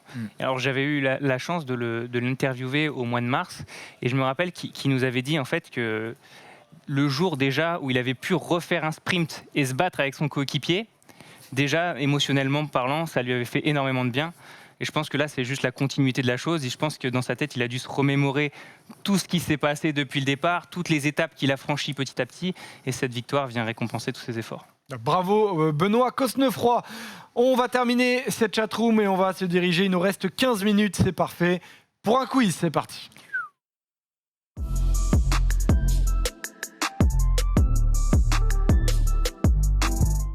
Non, pas de triche, c'est pas possible. C'est une manière de tricher. On peut y aller. Alors, il va y avoir, comme je disais tout à l'heure, 5 quiz pour démarrer. Le même quiz à peu près, Polo, que la semaine dernière. Vas-y. Évidemment, les réponses vont être bien différentes, t'imagines bien. C'est parti pour le premier quiz. Le visage est caché, Titouan. Qui est-ce ? Eduardo a fini. Bravo, Polo. En fait, Faut aller le plus vite possible. Ouais, il faut aller le plus vite. Faut aller le plus vite possible. Okay. Je te connais un peu. Quand tu parles de certains mecs dans l'émission du jour, je me dis oula. Arrête parce qu'il va se sentir lésé du coup, Titouan. Ouais, pour le coup. Mais je fais absolument pas exprès de faire ça. Je savais pas que c'était une course de vitesse. Du coup, je vais. Voilà, c'est vraiment à la volée. Tu lui offres à notre invité ? Non. J'adore cette tension du quiz. J'aime bien. Je m'attendais pas à autre chose, j'avoue. Deuxième, qui est 1-0 pour Paul. Benoît Cosnefroy. Non, indice sur la photo. Nassen. Oliver. Ouais. Non, il est là. Lorenz Nassen. Ils se ressemblent. Ouais, ils se ressemblent. Ah non, ils se ressemblent pas tant que ça. Ah ouais, ok. Bon, un petit peu. Un petit peu quand même. Même Gab. Un petit peu. Pourquoi il y a Mbappé à gauche ? Ah, il a un peu le regard d'Mbappé, Oliver Nassen. Ouais. Loin, hein, voilà. Ouais, loin. Il a le regard. C'est Tom qui a demandé ça en régie. Il y a Mbappé à gauche. Troisième, qui est un partout. Adam Yates. Simon Yates. Ce n'est pas Simon Yates. Est-ce que tu peux enlever le synthé du quiz ? Il y a... Ah, mais non. Ah, c'est Daryl Impey. Non. Non, un maillot australien, c'est. Effectivement, c'est un Australien. John Smith. Hein ? Non. Non, c'est. Je vous donne les initiales. Comment ça s'appelle ? Non, si. Le puncher sprinter, non, c'est Oui, pas ça. CM. CM. Cameron Les Meyer. initiales. Cameron Meyer, Polo. Bravo. Par contre, je n'étais pas du tout parti là-dessus. Ouais, moi non plus, pas du tout. Alors, pas du tout. J'étais sur autre chose. Les liserés, ouais, je ne pensais pas. Pas grimper, mais sur un bon coureur. Il devait l'avoir avant nous dans le chat, je pense. Quatrième, qui est-ce ? Taco Van Der Horn. Non. Les poils sont bruns. Ryan Taramae. Exactement. Bah oui, Ryan Taramae. Ouais, Tu l'as dit sans conviction, mais c'est Ryan Taramae. C'est un peu le coup de bol, quoi. Là, Effectivement. Mais Ryan Taramae, mais je me suis rappelé de cette photo, en fait. qui est en ce moment le coureur qui a fait le plus de jours en course depuis le début de saison. Qui retrouve une nouvelle jeunesse, Ryan Taramae, parce qu'il est bien au classement général. Il visait le classement général, c'était son objectif. D'ailleurs, je ne sais pas ce qu'il a fait aujourd'hui. Mais... Je regarderai ce qu'il a fait, mais effectivement, c'est un des hommes que j'aime bien suivre. Ça fait 2 partout, les gars. Dernier qui est, on peut y aller. Schmitt. Ouais, Schmitt, ouais. Exactement, Schmitt. Avec une célébration étonnante, mais intéressante, disons-nous. Avec ce maillot de la Kubeka qui n'est pas mon préféré, disons. Mais voilà, avis personnel, inintéressant, mais avis quand même. 3-2 pour Titouan. On peut y aller pour... alors, voilà, c'est des hommes qui ont participé au Giro, mais là, on va avoir des qui est. Ce sont des coureurs qui ne participent pas au Giro, mais qui participent en ce moment au Tour d'Andalousie. Des coureurs connus, évidemment, les gars. Connus sur Andalousie, il n'y en a pas tant que ça. Hein. On peut y aller pour un nouveau qui est. Pedersen. Ouais. Bravo. Très rapide, 4-2 pour Titouan. Qui est-il ? Romo. Non. Jeune coureur. Battistella. Terrada. Ni l'un ni l'autre. Mais il y a de l'idée, Paul. Capable de viser les classements généraux sur les étapes d'une semaine, mais... Contreras. Non. Non. Sur les courses d'une semaine. Les initiales, c'est OR. Oscar Rodriguez. Bravo, Paul. Ah, Oscar Rodriguez. 4-3. Bien vu. Ah, pas mal, Oscar Rodriguez. Qui est suivant ? Vlasov. Non, c'est un maillot de la Gazprom. Ouais, mais il était chez Gazprom. Oui, pardon, mais c'est en ce moment. Excusez-moi. C'est Robert Stannard derrière. Qu'est-ce que ça peut être devant ? Ça a été un coureur qui, fut un temps, était parmi les outsiders des Mais classements oui, généraux. oui, alors, oui. Zacharine. non, pas Zacharine. Non. Mais c'était une bonne idée. Ouais, mais C'était c'est une vrai bonne qu'il était idée. Un Non, peu, moi, trop, je- un peu trop foncé pour C'était chez Liquigas, notamment. Kreuziger. Roman Kreuziger, Kreuziger. exactement. Moi, je l'avais pas du tout. Je savais même pas qu'il était chez Gazprom. Kreuziger. Bah, je t'avoue que je savais qu'il avait changé d'équipe, mais Gazprom, Ils ont Je n'étais pas Kreuziger au courant. et Zacharine, je crois. Voilà, exactement. Donc Roman Kreuziger, ça fait donc Ça, c'est 5-3. Sepkus. Bennett. Je m'attendais à ce que vous disiez Sepkus, mais c'est pas Sepkus. Vingegaard. Non, Attends, c'est le Giro ou c'est pas le Giro? c'est pas le Giro. Parce que c'était très rose derrière. Ouais. C'est pour ça. Oui, Il y a alors Maillot c'est Cyclamène, peut-être Maillot l'année Cyclamène, dernière. Il y a Et puis Maillot il y a Cyclamène, Cyclamène. Ouais, c'est l'année dernière, mais c'est un coureur qui a terminé sur le podium du Tour d'Andalousie là. Fischenblack. Anton Toulouk. Toulouk. Anton Toulouk, effectivement, qui dans le corps est le même que Sepkus. Ouais, c'est vrai que clairement. C'est vraiment les mêmes profils. Ça fait donc 4 partout. Je l'avais vu Toulouk sur le 5-4. Giro. Non, 5-4, ouais, effectivement, parce qu'il reste plus qu'un qui est. Je l'avais vu sur le Giro, j'ai tout petit. Petit. Pas simple celui-là, je vous le concède, Mercato. ce n'est pas lui. Polanc. Non, C'était le trophée c'est un nordiste. Trophée Broléon. euh, Bistorm. Très- Lansen. Non, mais Lagen. c'est le nom Ah que oui, t'as dit, mais Bistorm. c'est pas le bon nom. Ouais, Bistrom. Bistrom, allez. ouais. Bistrom, je te le donne. Ouais, Au je- début, tu m'as dit Bistrom. Ouais, J'étais pas d'accord. Bistrom. Allez, c'est bon. Ça fait 6-4 à la fin de ces qui est. Il y a une photo qui va apparaître, les gars. Vous allez devoir la regarder 30 Ah, secondes. j'aime pas ça.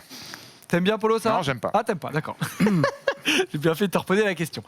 Elle va rester 30 secondes. Vous regardez le plus de détails possible. Quant à moi, je vais essayer Ah ouais, d'accord. 2012, pas ça. de vous déconcentrer, mais voilà. Il reste une vingtaine de secondes, les gars. En attendant, moi, je vais aller regarder 2010. le 2010. résultat de Inokura, Rein et Taramae. puis au fond, Alors, Arroyo un en- conseil, Titouan, je ne donne pas d'indice. Ah ouais, ok. Ne donne pas d'indice. Et Rein Taramae, les amis, aujourd'hui, il a terminé à la 46e place. Et il a terminé exactement à 12 minutes. Bah, il a pris un tir aujourd'hui, notre ami Rein Taramae. Il reste 10 secondes. Bah voilà, bah, c'est terminé. Non. Bah, magnifique, les gars. Je t'ai écouté, j'ai arrêté de regarder la photo. Ouais, T'as arrêté de regarder la photo. moi, je regardais la photo, mais Excuse-moi. je regardais dans le vide, Ouais. en fait, complet. Donc là, je vais être Ouais, catastrophique. moi aussi, je suis mort. Première question, il y a donc 6-4 actuellement pour Titouan. Qui est le coureur de la team Garmin? Oh putain, mais il essaie de. en plus. Et Gédal. Jedal, ouais. Non, Non oui. Dan Martin. Dan Martin, exactement. C'est Dan Martin. 7-4. Dans quelle équipe John Gadret a-t-il terminé sa carrière? Movistar.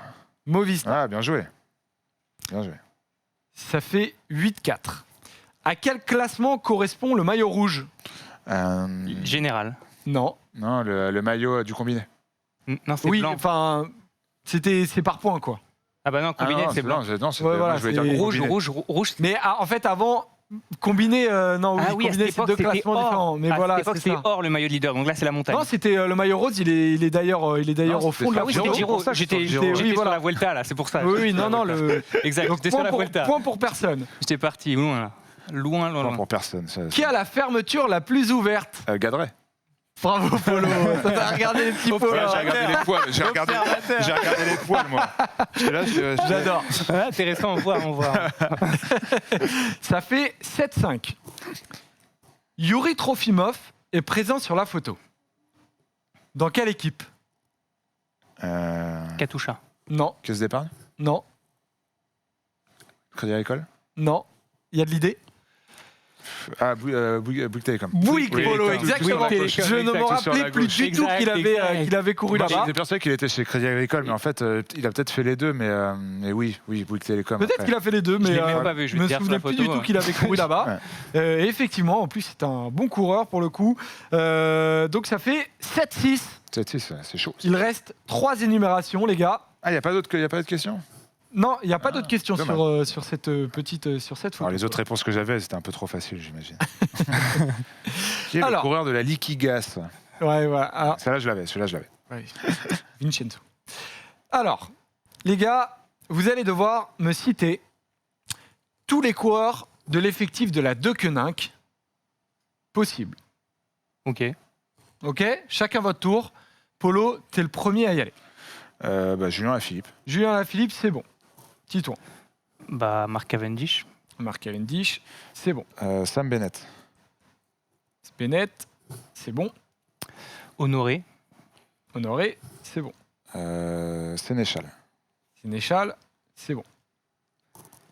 Il y en a plein. Masnada. Masnada. Ok. Evenepoel.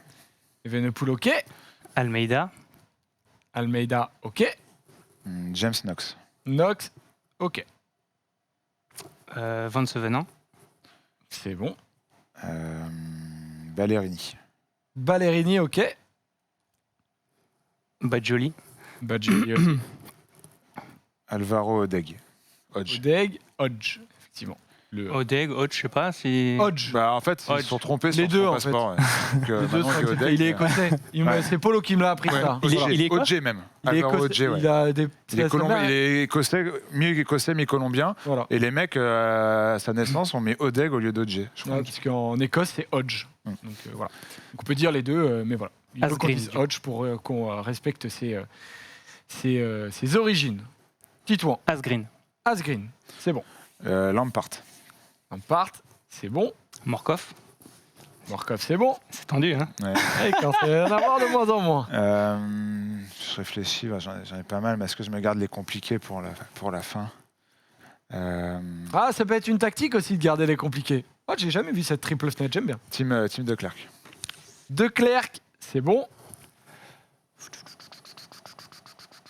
Cavagna. Cavagna. Ouais. Je me demandais quand est-ce qu'il allait tomber. De Venance. Dries de Venins, c'est bon. Si je me trompe, c'est mort. Je peux Oui, pas oui, le tromper. oui, oui, c'est oui, mort. oui, oui. Je peux pas tenter. Bah, en plus, les deuxièmes. Donc, Paul en aura dit un plus. Donc, toi, si tu te trompes, c'est mort. Ok.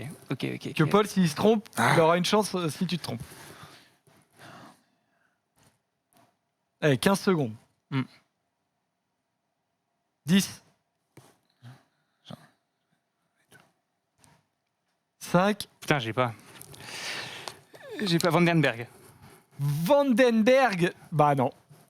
Ah bon? Si, Van Lemberg. Ah, Van Lemberg. Ah, j'ai compris Vandenberg. Van Qui est Lemberg. un autre Il coureur. avait Ouais, dit Vandenberg, mais je c'est bon. l'accorde parce que moi je me faisais avoir. Ouais, tu lui accordes aussi Vandenberg- parce que tu sais que t'en as d'autres, je suis sûr. Van Lerberg, Ouais. on dit. Voilà, D'après ouais. Jackie Durand. Qu'est-ce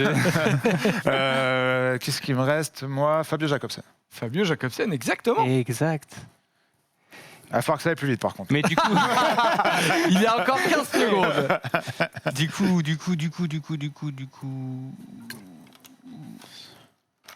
Et mais Cinq. Jallucide ou Evenpool? Non, on l'a Déjà dit. Déjà dit. Evenepoel. Terminé. On l'avait dit? Ça l'avais fait dit, 2 ouais. points Ah, pour putain. Polo. J'avais 2 points, il m'en donc restait Polo, qu'un. tu passes devant. Attends, Evenpool, Tu on peux l'a nous dit? dire ce qu'on n'a pas dit? Ouais, j'ai dit. Ah ouais. Non, on j'avais- termine à 13, les gars. Il nous reste 2 minutes pour une énumération. J'avais Joseph Cerny aussi. Ah oui, Après, je jouais battu. ouais. Donc ça fait 8-7 pour Polo. Putain, c'est chaud. 8-7 Ça, pour c'est les Polo. poils de Gadret, tu vois. Ça m'a remis dedans direct. Ah putain, les poils de Gadret. 8-7 pour Polo, les gars. Il nous reste 1 minute 40. J'aurai pas le temps pour une énumération. Ce sera donc un qui suis-je pour Ça me 2 va. points. Est-ce que vous êtes prêts? Qui suis-je? Je suis un coureur actuellement âgé de 33 ans qui participe au Giro. Caruso. Ce n'est pas Caruso. J'ai le droit de me tromper ou pas? Oui, t'as le droit. t'as le droit. T'as le droit. 33 ans, je suis né en 88, je suis italien. Et je De Marquis. fais... Qui? Alessandro De Marchi. Ce n'est pas lui. Putain. Qui d'ailleurs malheureusement a abandonné Il y est sur une plus. terrible chute. Je fais 68 kilos. J'ai un profil de sprinter. Et je cours. Vendrame. Non. Mais non, pas non, Vendrame. il est pas- Ouais, il est pas mais il est si vieux. Pasqualone. Andrea Pasqualone, bravo. Tiens, je Titouan. t'avais dit, dès qu'il place un gars et il le met dans son quiz à chaque fois. Non mais là pour le coup je n'avais pas préparé. bah Du voilà. coup j'y suis allé. Bravo. Putain, J'ai Vendrame, effectivement mais oui. pris Pasqualone, putain. Andrea Pasqualone. Bah, bravo Titouan pour ta première venue. Bravo. Merci. Dans un Roue beau- Libre, c'était tu un beau remportes quiz. ce quiz. C'était un très beau quiz. S'il nous reste du temps, tu peux nous dire un peu les mecs de Koenig qu'on n'a pas réussi Oui, à sortir. il manquait Shane Archbold, Mattia Cataneo, Joseph Cerny, Cataneo. Yann Garrison, Hilero Case, Peter Case. Seri, Stills, Stibar, Je l'avais, mais alors Steve, je l'avais. Ah, Stibar The Next Stibar, on l'a pas et dit, ouais. Steimel. Ok. Voilà. Ouais, bon. Il nous reste 20 secondes, si je dis pas de bêtises, dans la régie. On m'avait dit que ça se terminait à 13. On se retrouve dans... il nous reste combien, pardon ? Ah bah d'accord, ok, bon, on va pouvoir dérouler tranquillement pour vous rappeler que notre prochain rendez-vous roue libre, Polo, on sera avec Robin qu'on salue parce qu'aujourd'hui il a pas pu être présent. Il préfère faire autre chose, il a le droit. Voilà, ça arrive, mais il ne reviendra que plus fort. On se retrouvera lundi, Polo. Ouais, on se retrouve lundi et c'est important, si vous ne nous suivez pas sur notre chaîne Twitch First Team 101, suivez-nous puisque tous les lundis de 21h à 22h30, on fait du coup, ce que je vois notre ami Thomas qui débarque en plateau, on se fait 1h30, parfois 2 heures quand on a plein de choses à raconter, où on parle de vélo, de l'actu. Et là, on sera à la fin de la grosse étape de Cortina d'Ampezzo. Exactement. Donc il y aura beaucoup de choses à dire. Suivez-nous sur la chaîne First Team 101 et on se retrouve, nous, du coup, lundi soir à 21h pour parler du Giro. Merci Titouan pour ta venue. On te retrouve sur Vélo Futé, pardon. Vélo Futé, ouais.